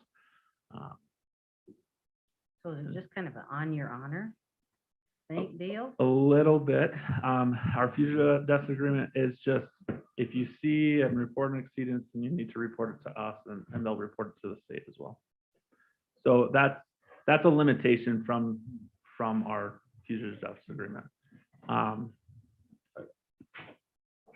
So, are there any other questions on that?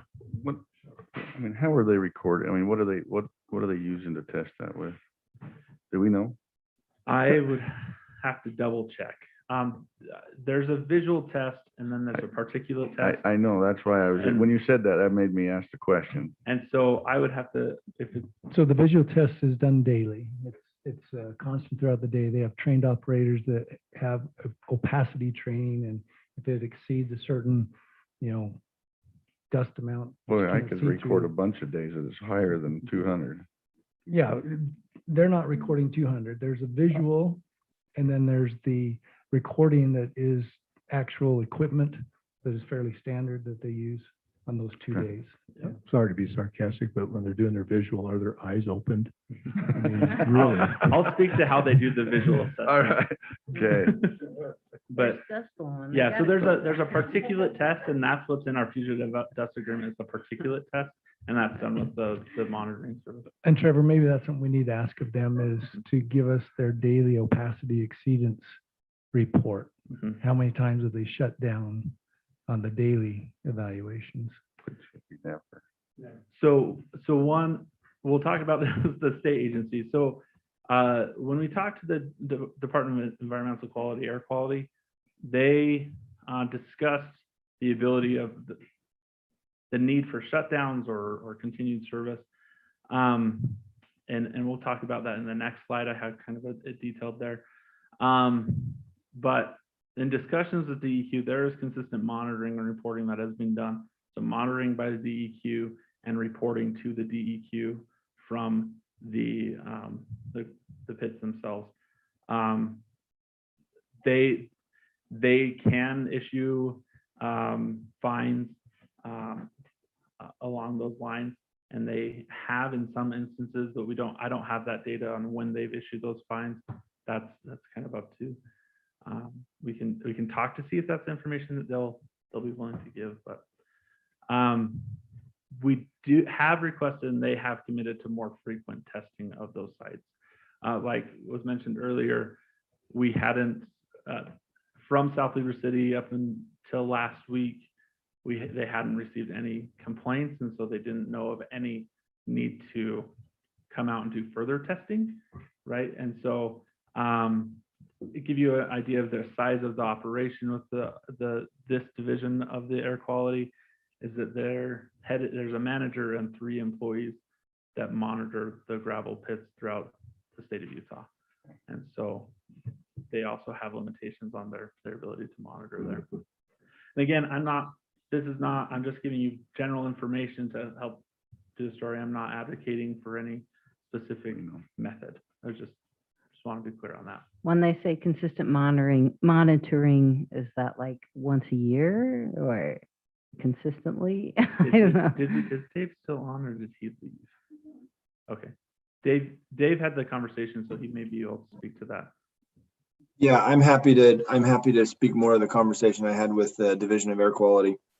They do have annual permitting process. So you kind of joke that it's annual. Yes, there's an annual process that they go through for permitting, but then they also have regular routine and schedule for going out and monitoring the various pits throughout the state. And that's when we said we need more consistent and more frequent monitoring because of the issues that we feel are going on right here. And the feeling that we have that there are many more exceedances of the opacity test as well as the particulate test. And that's when they committed to come out and be more on top of that. The opacity test, and this is the test that they do and the methodology that they do, is it's a certification that you have to get. They recertify every 6 months to be able to do this. It's a visual test. And I liked Wayne's comment about needing your eyes open to do it. I think that's a little apropos.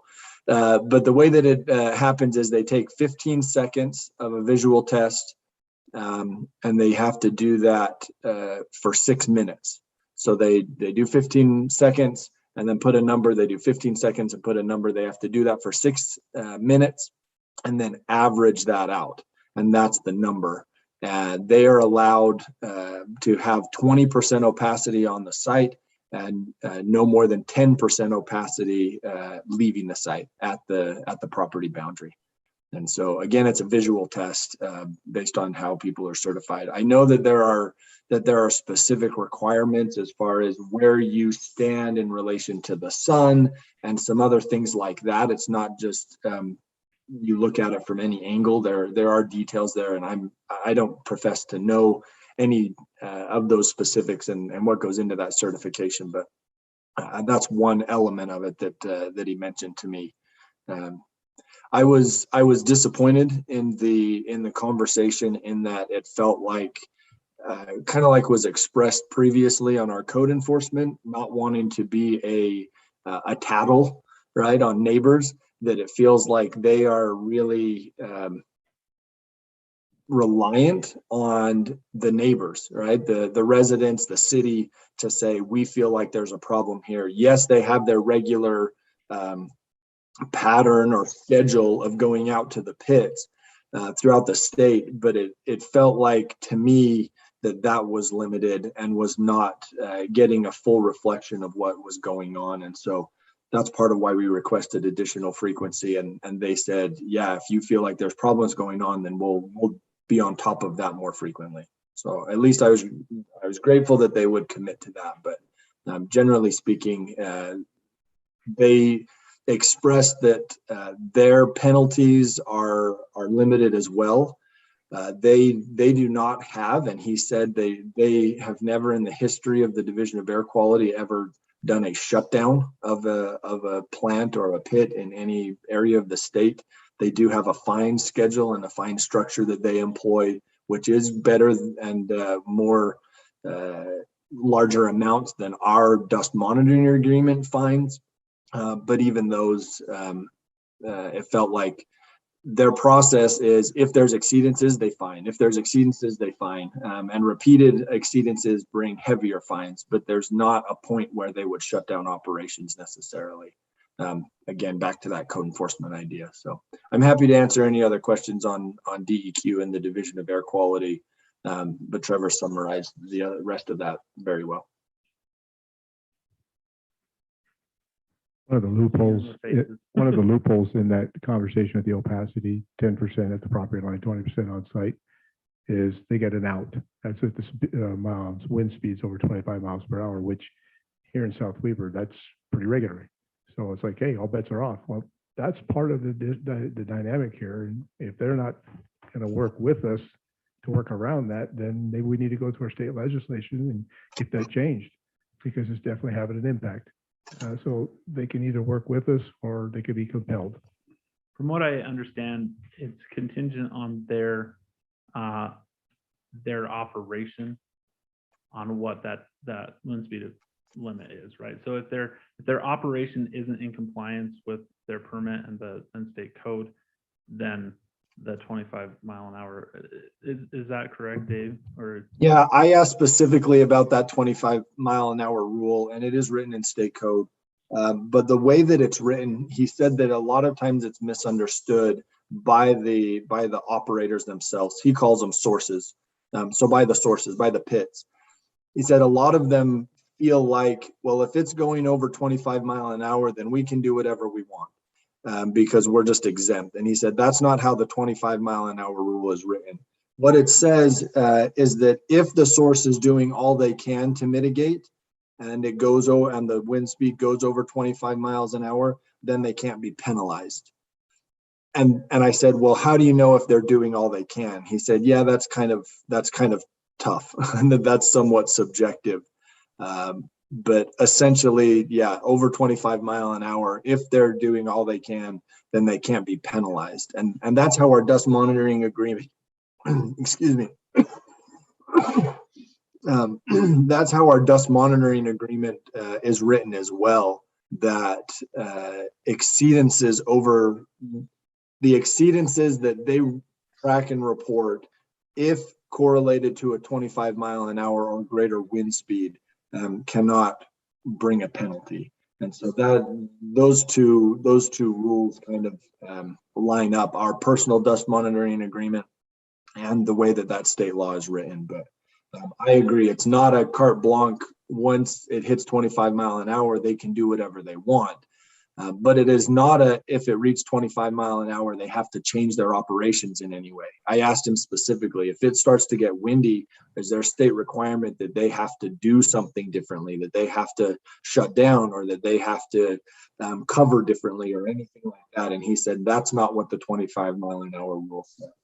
Dave, I'm going to read directly from the code, Rule 307, 309-5, paragraph 3. Last part of it says, has implemented and continues to implement the accepted fugitive dust control plan and administers one or more of the following contingency measures: pre-event watering, hourly watering, additional chemical stabilization, and here's the one that I disagree with on you: cease or reduce fugitive dust production or producing operations to the extent practical. Basically, stop working. I think that's how it should be. I'm just repeating what he told me. So if that's a misunderstanding on his part, I'm happy to point that out. it sounds like to me, and I'll defer to Jamie as the one that he probably won't want to interpret right now, but that it's one of those options that they can employ in that instance. No, it doesn't say one, it says one or more of the following. It doesn't say one of. So in my opinion, they could be doing all of these. And one of them is stop working until you stop the dust or get the dust under control. And if that's a business decision, then put other mitigating measures in place so you can continue to work. We shouldn't have to continue to have to experience the dust because of what you're doing or not doing. That's my point. One other thing that came out of the conversation that I had with them, I brought up EPA regulations. And he essentially said the EPA has granted authority to the state to monitor and regulate EPA standards. So when we talk about EPA standards and the State Division of Air Quality, that's essentially one and the same. That was information to me.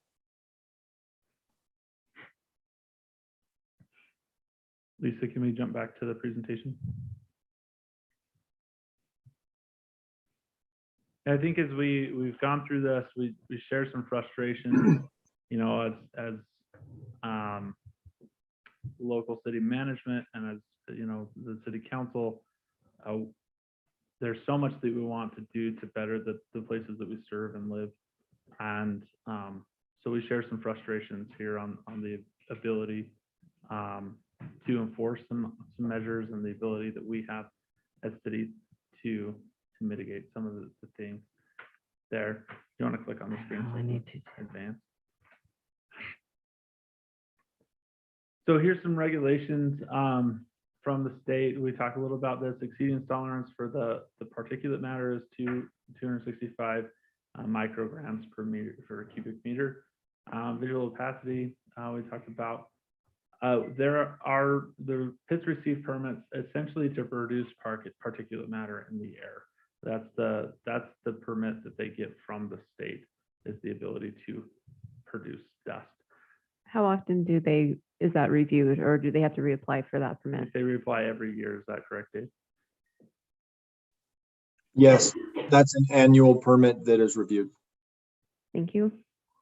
So, and then they have a penalty structure similar to ours, only the effect is about maybe 100 times greater than our penalty structure in some areas. My goodness. This is Here's just an example of, this is on smoke opacity levels, but what that might look like on 0, 20, 30, 40, 50, on what that opacity looks like in an actual application. So I think it's important to know that this is a known concern. I've dug back through records for years. There's complaints on file. There's actions done. Like I said, the DEQ hasn't received, as of 9/05/21, hasn't received any official complaints. It sounds like that has changed. That's a key measure there. We received some complaints that are documented on our code enforcement software. Yeah. You keep saying the Department of Environmental Quality, and Dave's saying the DAQ, or Department of Air Quality. So is one and the same? Yeah. Okay. The DEQ is over DAQ. Okay. It's the division. Division of Air Quality, right? Yeah. Okay. Sorry. The regulatory agency with the most authority and ability to make the most difference is the state DEQ. And that's the department with 3 employees. Yes. So how many employees are part of They the get around pretty good. DAQ? DAQ handles Is it one of them? all air quality. There's a portion that handles gravel pit and mining. Those are the 3 employees. But Does they have anybody know how many gravel pits there are in Utah? Oh, a lot. I was actually looking at that last night. Hundreds? Take A every lot. mouth of the canyon. I think Okay. you'll find one, right? Yeah. Okay. Thank you. Sorry. Every windy canyon. Every windy canyon. And how are they ranked as far as importance in air quality monitoring? It is, Dave, you have the exact verbiage. It's not a high importance and a high. Yeah, I asked about the penalty structure, and he said they have major penalties and minor penalties, and gravel pits fall within the minor penalty area of what their penalty structure is. The major areas are refineries and whatnot. And so and he even said that the major penalties are in the tune of about $10,000 a day. They're looking at less for kind of the minor penalties. So he considered these minor issues, minor relative, of course. So what he also explained to me in relation to that was that when it comes to their monitoring of the pits, they do not have any equipment that is site specific in saying this is quote unquote in compliant or not in compliant. There's not some magic monitor device that they have as a division of air quality that will say, yeah, today it is out of compliance or today it is in compliance. He also, based on the size of that department, he said there are 3 inspectors, right? He's the manager for the 3 inspectors. So the 3 inspectors are the ones that go out and inspect all of these pits. And based on that, I asked him, well, if we're having a really bad day and we want you to come look at it, he basically said, we don't really have an emergent division. We don't have the resources to respond in the instance to get out to these different sites in the moment. And so those were a couple of the frustrations that he described or I felt based on his description of their department. But the 3 inspectors are specific to gravel pits.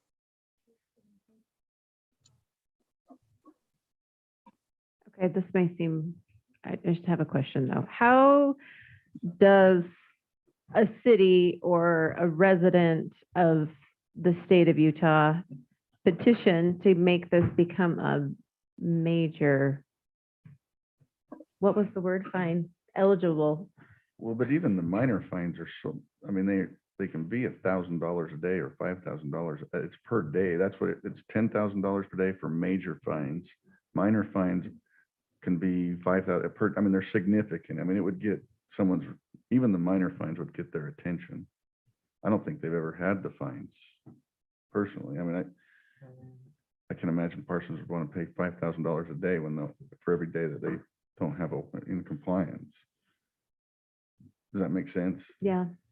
It's a lot of money either way, if they're actually assessed, even the minor fines. Okay. The way it was described to me, and this is where I think there's a disconnect with our needs versus the state in general, is that we want this to be a daily activity. We want to understand whether they're in compliance every single day. And that's not how the Division of Air Quality approaches it.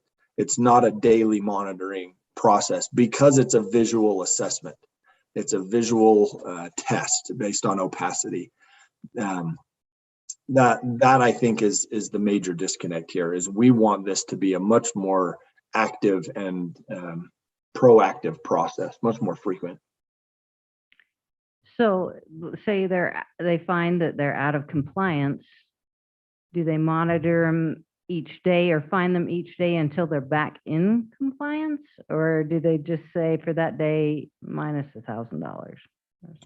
He described the penalty structure similar to the code enforcement process that we have, in that they essentially have an ability to cure. That's the wrong phrase. They don't get to fix it per se, right? Because it's already happened. They've had the test. They get to essentially fight that or admit to it. So cure is the wrong word, and I'm sorry if that became Due process period. a due process period. Thank you. They get to either fight it or agree with it. And if they agree with it, then those penalties happen each day. Yes. If they don't agree with it, then there's the due process period. But I didn't get the sense that if they have a penalty that DAQ is going to be right back out there the next day to look at it. That they didn't describe very, very well, and that's probably a good follow-up, is if you do get into the penalty situation, what does that look like? How frequently do you then monitor at that point and do the testing?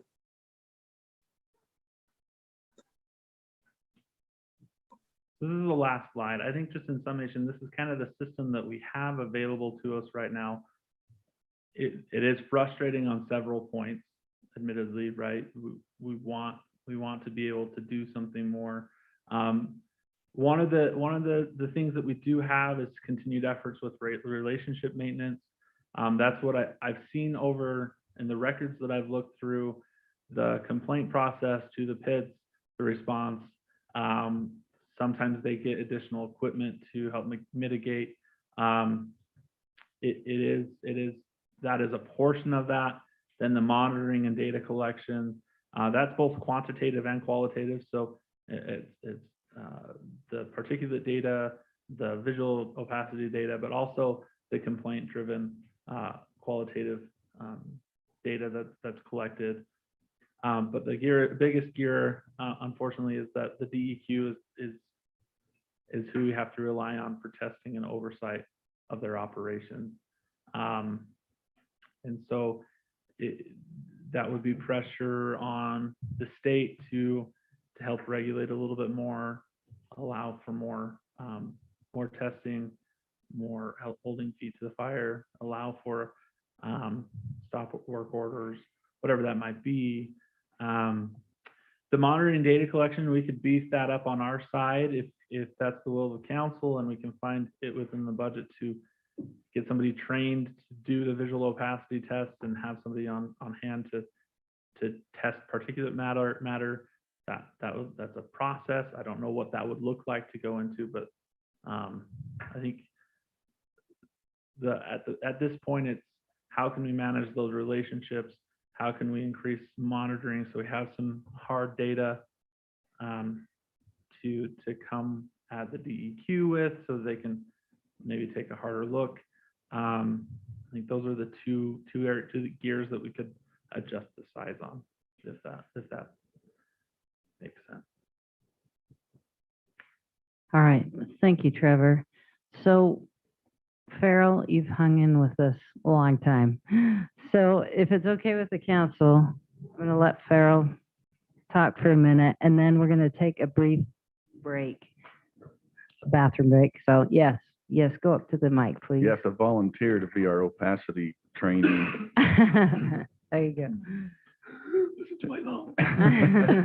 I really appreciate, Gwen, all the work you're doing and trying to make a difference. And I appreciate everyone trying to make a difference. So much I want to say, but a couple of questions I have. It's one thing that they mine the pit and then leave, but both of them are bringing in more material to process, because this is a great staging area for both of them. I hate that, because that means they'll never go away. So that means we're never going to overcome this, because they'll bring in more cement to crush up and grind, and more pavement or whatever it was Geneva was crushing a couple of years ago. It was gunpowder looking, and you saw it, Mayor. Mm-hmm.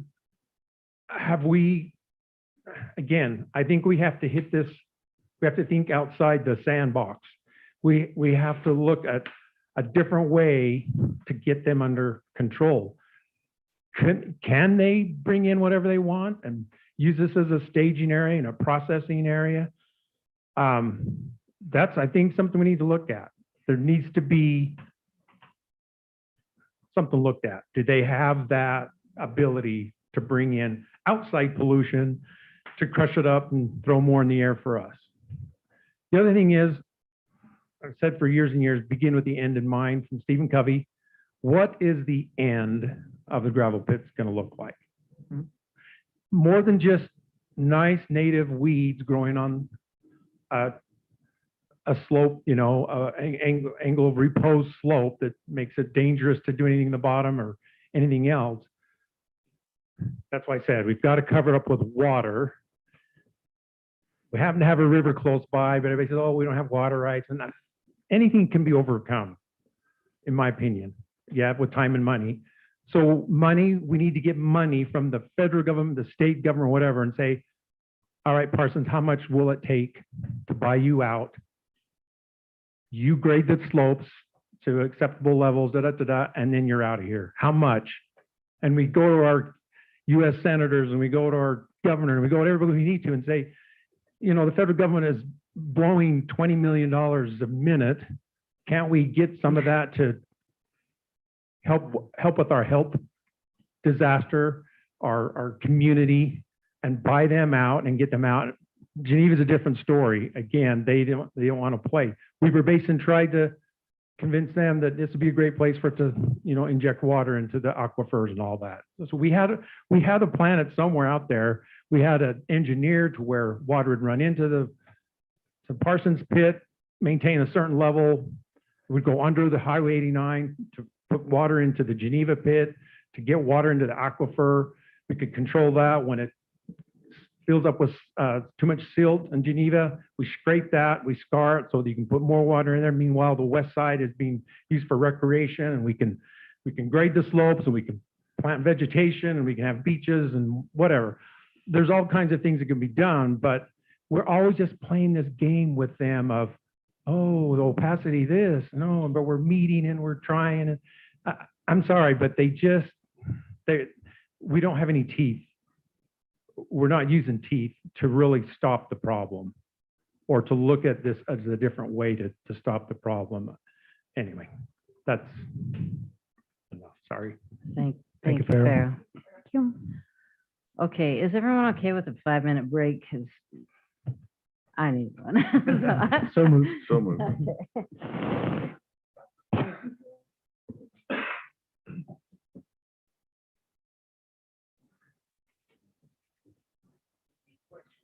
No, no. Oh, no, you're good. Thank you, Joel. Appreciate you coming.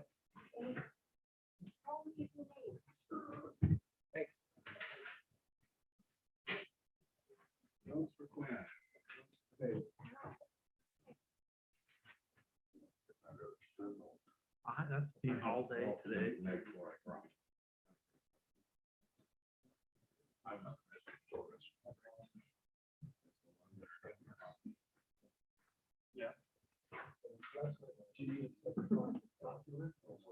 Yes. Putting in now. But here's something else that we think. Yeah, that's if they actually stuck to that. Adding.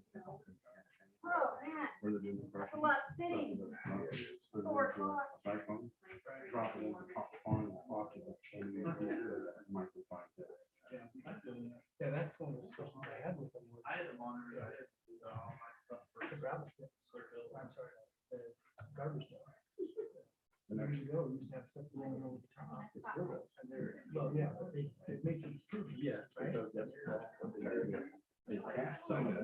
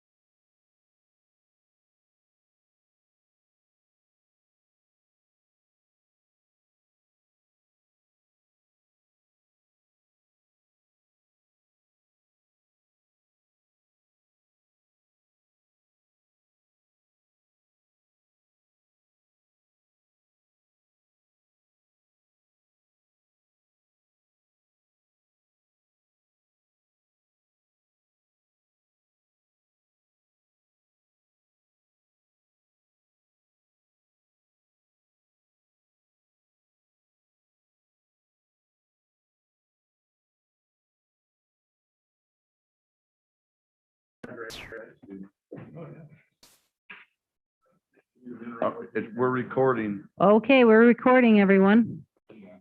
All right. All right, we've had our presentation. Council, who would like to weigh in?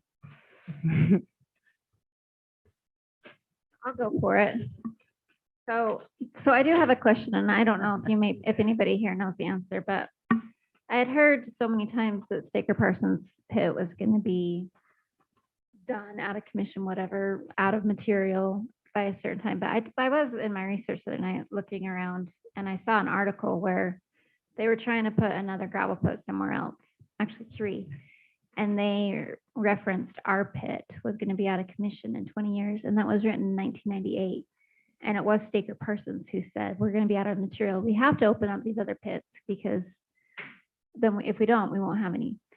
Do we know why that? I thought it was kind of a rumor. Like, are they almost out of material? Like, how long can this go on for? They're actually not. We had this discussion with them back in 2008, 2009, when, you know, the economy fell. They had a very low couple of years of work, so that pushed back a couple of years of them using the product that they have in there. They also indicated that they now have better boring equipment to find out what is underneath all of their land, and there's actually more material in there that they could utilize than they originally thought. So if we allow them to extend, then they could be there for a few more years than just that original 20.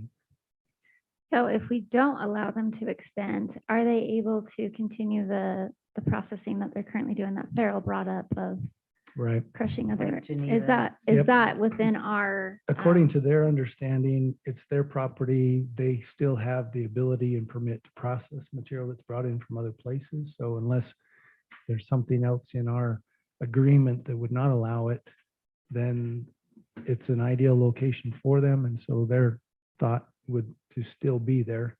They would just not be able to mine anymore, but they would haul in stuff from other pits and So- still process it there. I'm sorry. I thought No, you go were- ahead. So it's not all about the money, but the question comes back to the money. Everything they bring in, when they process it and ship it out, that's still a fee assessed on that tonnage, correct? That's something I don't know for sure.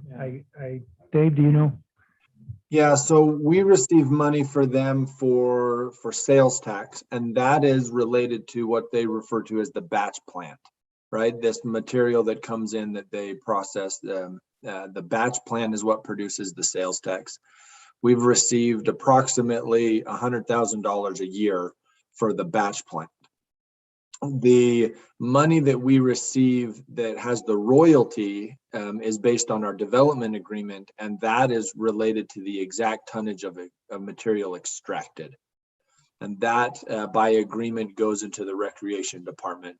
We budgeted this year, it varies year by year, but we budgeted for this budget year about $70,000 in the royalty. And then they provide additional donation for the fireworks, as Farrell pointed out previously, that they've been involved in country fair days that way. But per agreement, we get about $70,000 a year by royalty, and then the batch plant is the portion that is the sales tax producing. So Thank you. if we did not renew this lease, I'm just trying to get a better idea of it. But they did continue operations of outside material. It would require them still to, I just forgot the word. Mitigate. Well, To manage the reclaim. reclamation on the whole rest of the pit. I don't know how that's all written out. Yes, Yes. yeah. If the development agreement ceases to exist, they have to mitigate or reclaim exposed surfaces. They can still continue to operate process, but they have to make sure the rest of the pit. And I think that's in both our agreement and would be in their permit with the state as well. It is. Yeah. Is that the same thing though that happened with Geneva? Because we're still getting dust from Geneva. And I So- would think Geneva would, even though they don't have one with us, they should have that similar in a mining permit, I would think, with the state. Yeah, I can't answer that, but I would think so. Yeah, I would think so too. Okay. Why so- don't they have a permit with us again? They're Well, not in our city. It's not in our city, but then we started an agreement. The way I thought that agreement was signed, but that agreement was, in 2009, they never finished the development agreement. I don't know who, I wasn't here, so I can't say what stopped that, so. From what I have understood, and I need to read into it a little bit more, but there was a disagreement on which property was affected by the development agreement. The city wanted all of the property under the development agreement. Geneva wanted only a portion of the property. I believe it was the north portion of their property that was guided by the development agreement. And then they decided to discontinue the conversation. Because the north portion, if I'm understanding, is not in our, Annexation plan. thank you, yes. annexation plan. Can we pick that back up? I'm being serious. Is that a possibility? That's actually where I was going is this, finding out that nothing has really been done since 2004 is really frustrating. And not that I'm trying to put blame on any person or thing. I understand that there's a lot of different factors involved in that. But we definitely, I feel like we have a lot of loose ends that we need to follow up on, and a lot of things that were supposed to get done that didn't quite get done. I would agree with all of the commenters that we had tonight. I would also agree with the ones that said, yes, this is a bad year, but it has gotten worse, at least in my time here. So I've been here about 9 years. And I would say the last 3 or 4 years have definitely been substantially worse each year. This is a bad year, but it has been getting worse. I also have developed the same costs that so many others have, many in my family have. I think I have asthma now. I've never had that before. Like, I think there are definitely these health concerns are absolutely legitimate.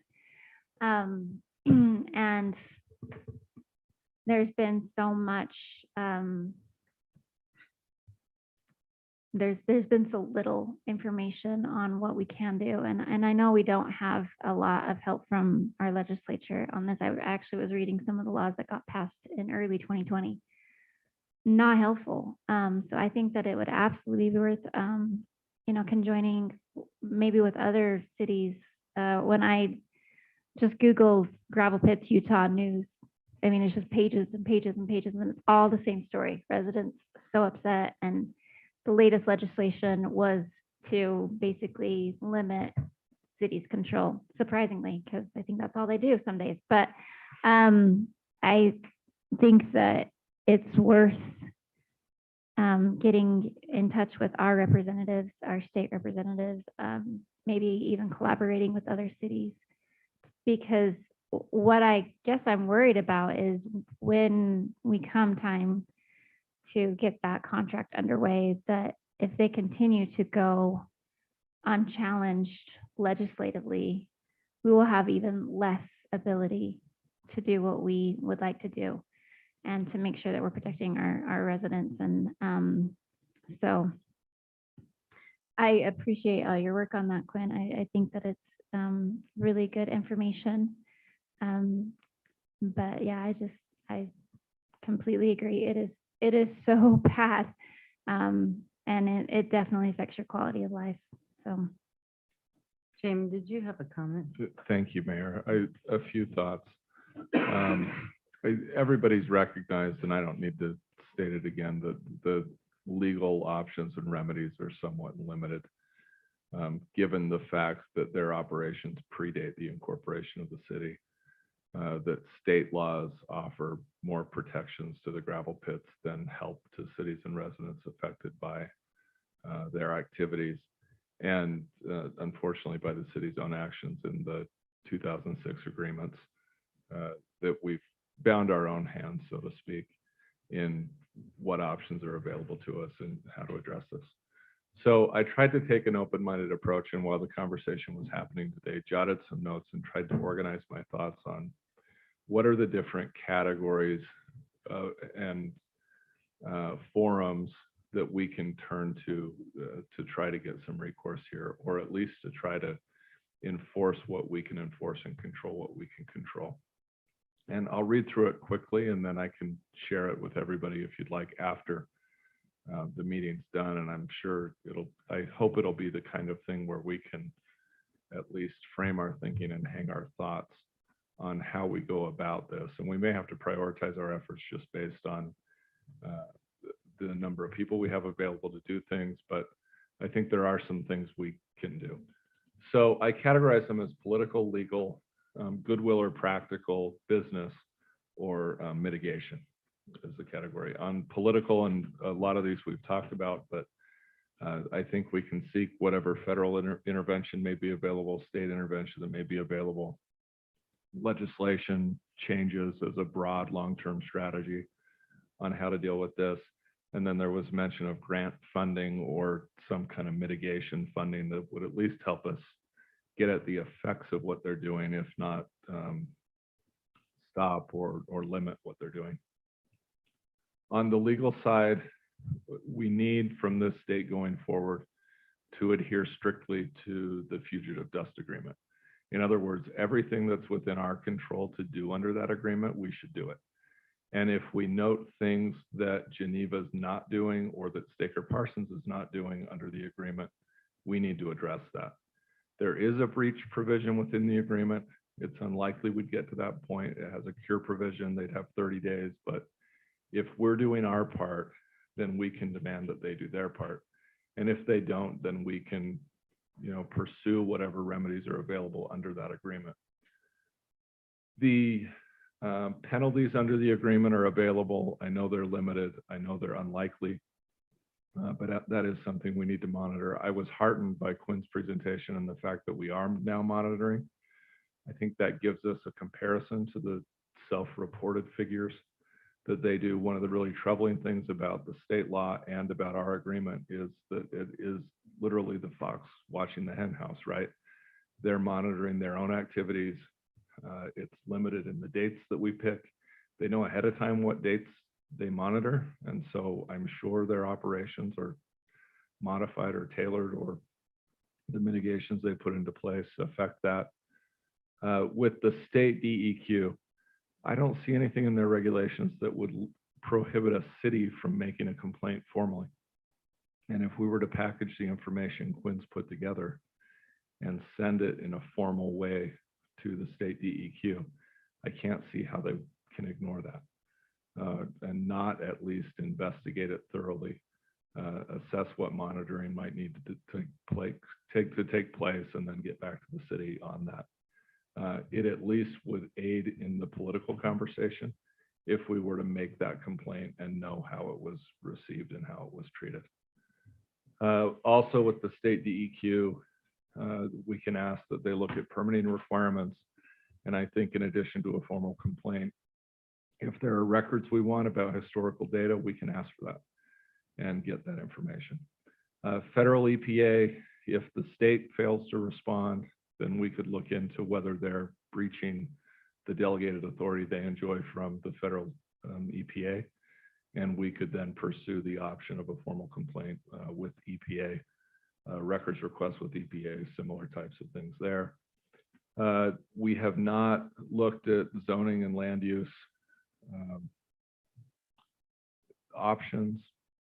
I know our hands are really tied there. We're limited in what we can do, but that is something to explore and to look at, especially long-term after the agreement, after the dust agreement lapses. There are licensing requirements, and then of course there's litigation. I wouldn't recommend that. I think we're outflanked by them in terms of the number of attorneys and the amount of spending and things like that. But there could be city-initiated litigation. There could be citizen-initiated litigation that would get at those things. And then I've just held a box for goodwill and practical type things, the continued dialogue that we're having with them, goodwill requests that they do what they will do to help out. We heard one person mention a business-related solution, which would be purchase the sites. Again, I think that's kind of like the litigation box where I wouldn't recommend it, and it doesn't seem like something that's practical. And then there's the category of mitigation of if we can't fix the problem with the entities that are causing it, then maybe there are things we can do to help the people affected by it. That's a great list. Thank you, Jamie. I would love it if you'd share that with us. Thank you. Mm-hmm. Okay, any other comments? All right, then, Just Oh, thank I did. Just thank you for putting that on the agenda and having a discussion. I appreciate it. yeah. That was a good discussion, and Yeah, absolutely. I did have another thought. Okay, when we were it's getting late. When we were reviewing the Canyon Meadows West project and we were able to borrow some wind Right. monitoring equipment from a resident, would it be something that would benefit the city if we invested in some type of equipment when we would know when the winds were higher than 25 miles an hour? That would kind of give us more data to document any efforts that are being made on their part when we know it's documented at this point it was over 25. Is that something that this council would entertain? I would support entertaining that and also just finding out what it would take for particular monitoring as well. I mean, I don't think it's a massive undertaking to do that. I agree. so I heard from the pits yesterday that there's a UDOT wind monitor. There's one right there on the east side of 89. They've got, and And you can pull it up. It's one of their camera links and a wind and everything. yeah, Really? so Mhm. So it's already there? Well, Well, but that's it doesn't report to the city. It reports to UDOT. Yeah. So But you can pull it up I on the wonder if we camera? could I get think that. so. Yeah, I thought that's what it came, the whole weather. Did you just say you're gonna do that for us? Sure, daily. Daily and record it, yeah. I will. That sounds just very fascinating to me. It's bookmarked on my computer. yeah, the possibility of us getting our own would allow us to change the location. Yeah, 'cause I think exactly. that's one of the issues is where, Yeah. with 25 miles an hour, Mhm. is it, Right. they've got that whole eastern front and it's not 25 along every aspect of it. In talking to the resident that owns the equipment, depending upon what we wanted, it may be $5,000-$10,000, but there may be some lower cost options. We just need to look. That would seem like a pretty reasonable investment, though, I think, if we can gather more data and then have that to use with this code you had written down, R307309. Very good. Good memory. Thank you. And I'll reiterate, I can donate some property to install it. Yeah, I'm on the bluff. We can be happy to put it right there. I just have one other question is, given the ideas that Jamie just relayed to us, can we make sure that this doesn't just kind of fade out? Can we make sure that some of these ideas or all of these ideas, whatever, are implemented and a plan is put into place? At least on some of these, like a formal complaint to the DEQ and some other ideas, to make sure that they're not just ideas and that they're actually acted upon. Well, we did ask at code committee that we invite DEQ or Division of Air Quality come and talk to us. And maybe we get back to the quarterly reports from the gravel pits. I think that was one of the things we had used to be entertained. Give them an opportunity to come speak to the public. I think it would be, give them an invitation if they don't want to. That's fine, but give an opportunity to respond. I mean, if they're listening in, I think we owe it to them. Yeah, we did talk to him about that yesterday too. Yeah. So they're considering that. You're talking about the gravel pit representatives? Yeah. Yeah, Yeah. we offered that to them. They see the value in it, but they didn't want it to turn into a KSL News. on-camera KSL news lynching, Oh, whatever. yeah, so there's the trust aspect. Okay. Right. So I think they were listening in tonight, or will listen in to kind of see what the feeling is, but they may consider that. But back to Haley's comment question, is that something we can task the city staff to, go through Jamie's list and start identifying, what we can do on that? And, put some deliverables to it, some action items. Yeah, if that's the will of the council, then yes. I agree with it. I think we're all in Yeah, agreement. absolutely. I mean, we've got some very good momentum going now, and the gravel pits are engaging with us. So I hope we can make some headway. Okay. All right, thank you. Our next report is new business. Anybody have any? Oh, Sorry. how dare you? I have a question. I got a couple of complaints today about parking, carpool drop off at Highmark. And I just wasn't sure where to direct those questions specifically. So one of them was to extend the red curb or the red striping a little bit further to the west. And then another complaint as far as where people are parking and kind of blocking people coming into the charter school. Where does that go? Is that UDOT? Is that the high school, the charter school? Is that us? Yes. Okay. To all of that. UDOT, we would probably want to work with UDOT on red curbing, right? And just make sure that that's okay. And then complaints for, if we want enforcement on that, then we can talk to DCSO on Okay. that. Okay. Is it okay if I have these people just send an email on to staff so that can get escalated to the correct places? Thank you. Absolutely. And then just two other quick items. There's a kind of a constant issue with door-to-door salespeople coming without a license. So a suggestion to put an article in the South Weber City newsletter. And just an education that everybody should have a badge. There has been some fraud or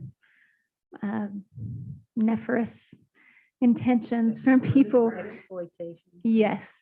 What did you say? Nefarious. No, it's nefarious.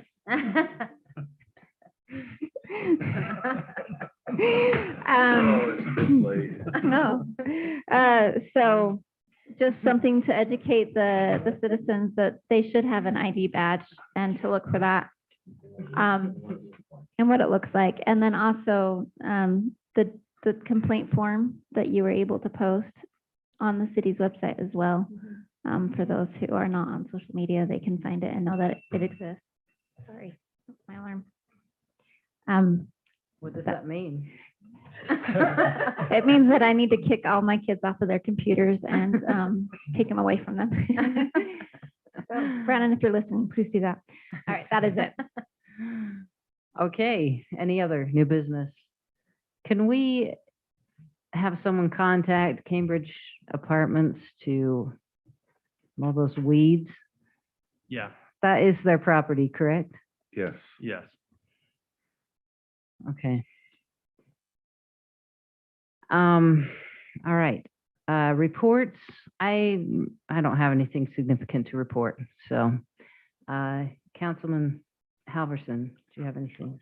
I'll just be brief, hopefully, because this could take a lot of time if people had questions, but I'll have questions. you'll have questions on the Public Safety Committee. We met on the 8th.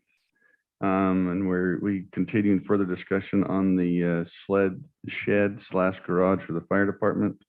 And we are making sure we are exploring all options that were discussed before we bring it back to council again. And I corrected myself and said sheds. So Sheds. Are you talking about more than one now? Just one I'll shed? move on. And currently, we've had contact with the property owners and stuff, which is one of the big questions, and that is a definite no. So that will answer anybody's concerns there. And if you have other questions on that, we can discuss it, because I'd like everybody to be a little more informed before that comes back. Maybe we'll send out the options before and can have some discussion on that. So, So we'll talk about that. and I do have one, I mean, when we looked at the schematic that Brandon Mhm. put together, it looked like there was plenty of room to put their shed where the building used to be in front of it. If you took the scaling of the actual picture, and so can they confirm that that's really not an option? It's not an option, I believe. It's an option, it fits there, but then they don't have the Well, we drive-through. did talk about Yeah. putting it there and having the access go Go around around. the park. Mhm. Right, but even with the schematic and the picture they had, you could drive just behind it and go in like they wanted, and you could still fit that shed in front of or to the east of the fire station. I think we'd have to go back and look at that. Yeah, ask Brandon to just relook at that. Yeah, because- and we will, because the comment was made in the meeting that they wouldn't be able to drive the trucks back if the size of the shed we have to shrink the shed to do that, was the comment that was made. And Dave can correct me if I'm incorrect in that statement. Yeah, one of the issues with placing it there was the setbacks off of the road. So it may be the same size, but if you twist that to have it fit, then it affects setbacks. So there were a few kind of issues like that, but we're trying to vet all options as much as possible, and that I think is one of them to put pen to paper on. Yeah, just have them double check, because they did mention that, and I just took a screenshot and took the shed they had in the back, put it in the front, and it fits with all of the setbacks and everything else that they said they needed. So just have them double check that. We'll double check it. You bet. The mayor and Haley and myself and Dave are meeting with UDOT on later this month, I think on the 27th, 27th. to discuss South Weaver Drive speed limit, and we'll probably add to our list maybe red striping of the curb. since it And is a- crosswalks and crosswalks. hit that wish So list there. we probably, and we'll have further discussion, but we'll have a definite list. Can So, I, Blair, can I add one to that conversation with you, Doc?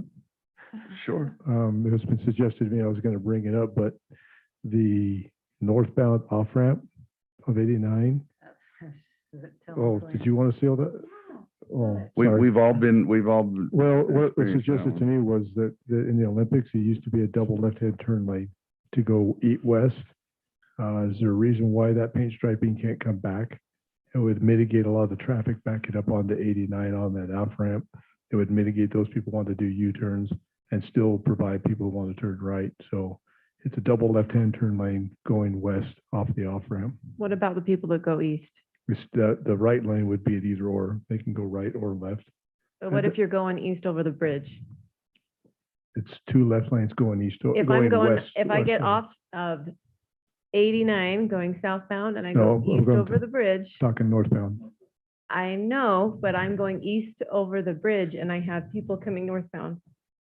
2 lanes. You have the right of way. They'd have to wait for you to I cross. know, but they don't right now. Okay. Anyway, it's a discussion item that was brought Yeah. to my attention that they had it there for the Olympics without lights.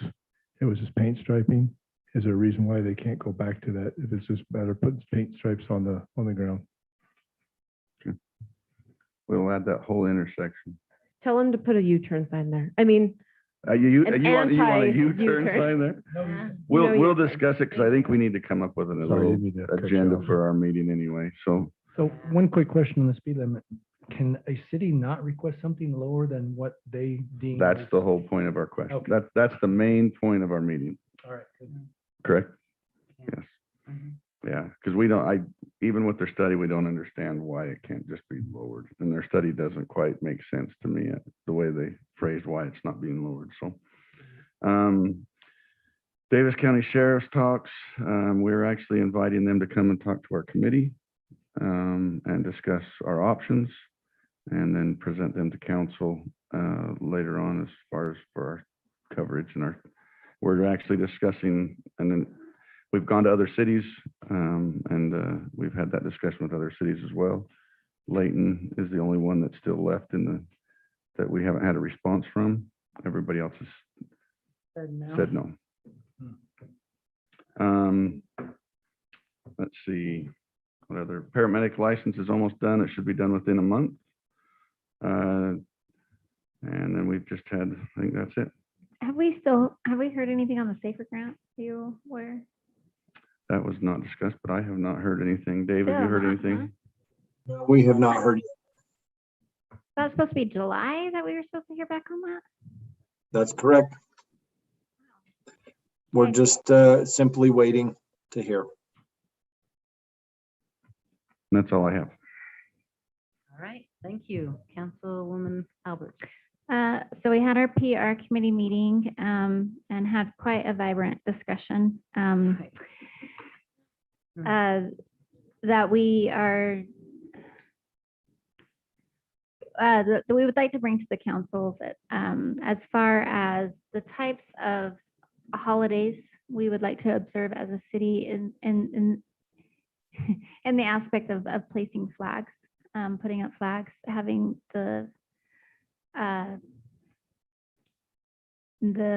gosh, I'm so sorry, it is so late for my brain. The resources available and which holidays, which observances we will have, as well as a discussion on social causes that we wish to observe as a city or at least participate in. Am I getting this right, Ange? Yeah, we just want to have a clearly defined line so we know where as a city would be appropriate for us to recognize things. Yes, and maybe even a clearer directions for staff so that when people come to staff and request, hey, we want to hang up ribbons for this or place flags for that, they know what the guidelines are and the policy are in place for that, which just overlaps just a little bit between administrative and legislative. So possibly something coming to the council. Dave, do you want to update on the website? Is that okay if I send that your way? Sure, I'm happy to. I think everybody knows that we went live with our new website beginning of September, and the last 2 weeks have been more frustrating than any other 2 weeks in this whole project because of the issues that we've had and dealing with the hosting company that we've got. So today we were able to get it live again and get it working again. I hope that if you go on and take a look, it's still working. I haven't looked in the last few hours, but the plan at this point is to get with a hosting company that can give us better support. We've learned over the last 2 weeks that we're not getting the proper support needed.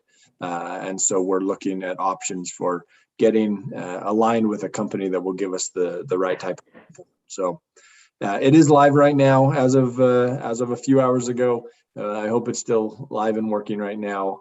And we're going to make sure that we have proper support moving forward. So if we run into these types of issues again, cross your fingers that we don't, but if we do, then we'll have the right team to help out and make it a quicker process to get it back up and running. Thank you. That is all I have, Mayor. Thank you. Okay, thank you. Councilman Soderquist. I don't have anything new. We've talked through most of my stuff. Okay, Um, Councilman Petty. Thank you. The only thing I have to report on is the YCC. We had our swearing in. We have our first meeting to designate our new youth mayor and all of our positions. So excited for a new year coming. And then we will have a Parks Committee Canyon Meadows West update meeting next week. That's exciting. Okay. I do have to report though, the parking lot was paved today. Oh, looks I wondered if awesome. it was going to be. And the huh? basketball court was poured 2 weeks ago. Yeah, Yeah. So it is coming along. So if you haven't been around there, you should go check it out because it's really coming together. Okay, thanks. All right, thanks. Councilman Winter. Yeah, I have a few things to report. We'll start with the mosquito abatement district. There was a report on KSL. There was one West Nile virus death. It was in Weber County. Davis County has one human case, and as of last week, that person was in the hospital. I haven't heard any updates on that. There is a false narrative going on out there that Davis County seems to have the most positive pools of West Nile virus In the actuality, Davis County has tested more pools than any other mosquito abatement district. And with that, we're getting more positive hits because we're testing more, not because we have more. Can I ask you a question out of curiosity? And because I want to drag this out.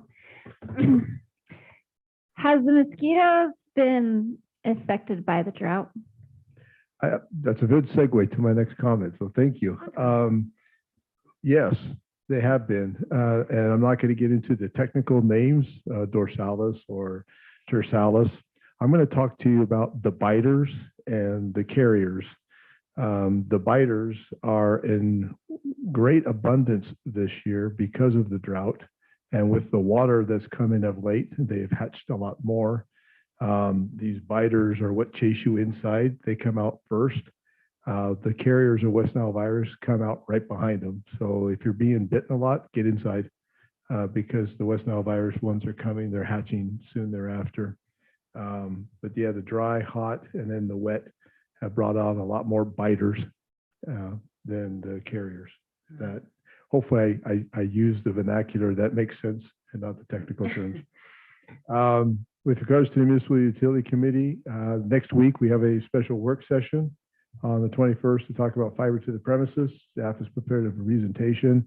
There is a philosophical question or two that the council will be asked to address as we move forward and help us select which way we want to go. That'll be one of the, you'll see that in the packet you get next week. That'll be one of the core questions that we'll ask of the council at that meeting.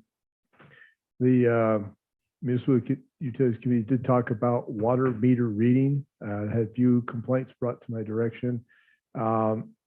Staff is going to address the billing practices. Right now, the billing practices are at the 1,000-gallon mark. They're going to look at billing to the hundreds instead of the thousands. And if they do that, they may have to modify the cost per 2,000 gallons to cost per 100 gallons. So that structure might come back. It won't be any more expensive. It's just break it down to a more finer point with regards to those. The example we give is someone may use 4,900 gallons one month and get billed for the block of 4 to 6. The next month they use 5,200 gallons, but because they only got billed for 4,000 last month, they get billed for the extra 900. So 52 and 9 puts them into the 6,000 block, and it's an extra $15. And so there's a question on that billing practice. So staff are going to look at that and come back with a more realistic, more fair, thank you, approach. Proposals, the paint striping was another question that came up, and we had a discussion in the municipal committee about why the double yellow striping on some of our new roads. That typically is for collector roads, but collector roads being held to 25 miles an hour doesn't make sense. The response that staff was given is it was a speed deterrent. By putting a double yellow line there, it acts as a speed reducer, supposed to. But they're going to go back and look at the practices as to what paint striping should go on what roads, because it was addressed that double yellow lines might. Oh, is that my time up? Okay. That's like you. All right. Last one, city code. There are a lot of things we're working on. We talked a lot about parking, off-street parking. We are making that a priority ordinance that we're working on. The master planning regulation is another top priority that we're working on. Staff are really close to presenting ordinances on dust, noise, and landscaping. Private roads is another one we're working on. Code enforcement and business licensing. So we have our hands full, and those are the ones we're working on right now. Thank you. Dave, did you have anything? No, just grateful for all the heavy lift of everybody involved. Thank you. All right, thanks. Trevor? I think you've heard from me enough tonight. We're good. No, I don't have You anything tired to of share. talking? Okay, Jamie, anything? No, nothing here. Okay, Lisa, Michelle. All right, then Then I I'll make a motion that we close the meeting. do I have a second? Second. All in favor? Aye. Any opposed? Meeting is adjourned. It sounds like. I'm tired.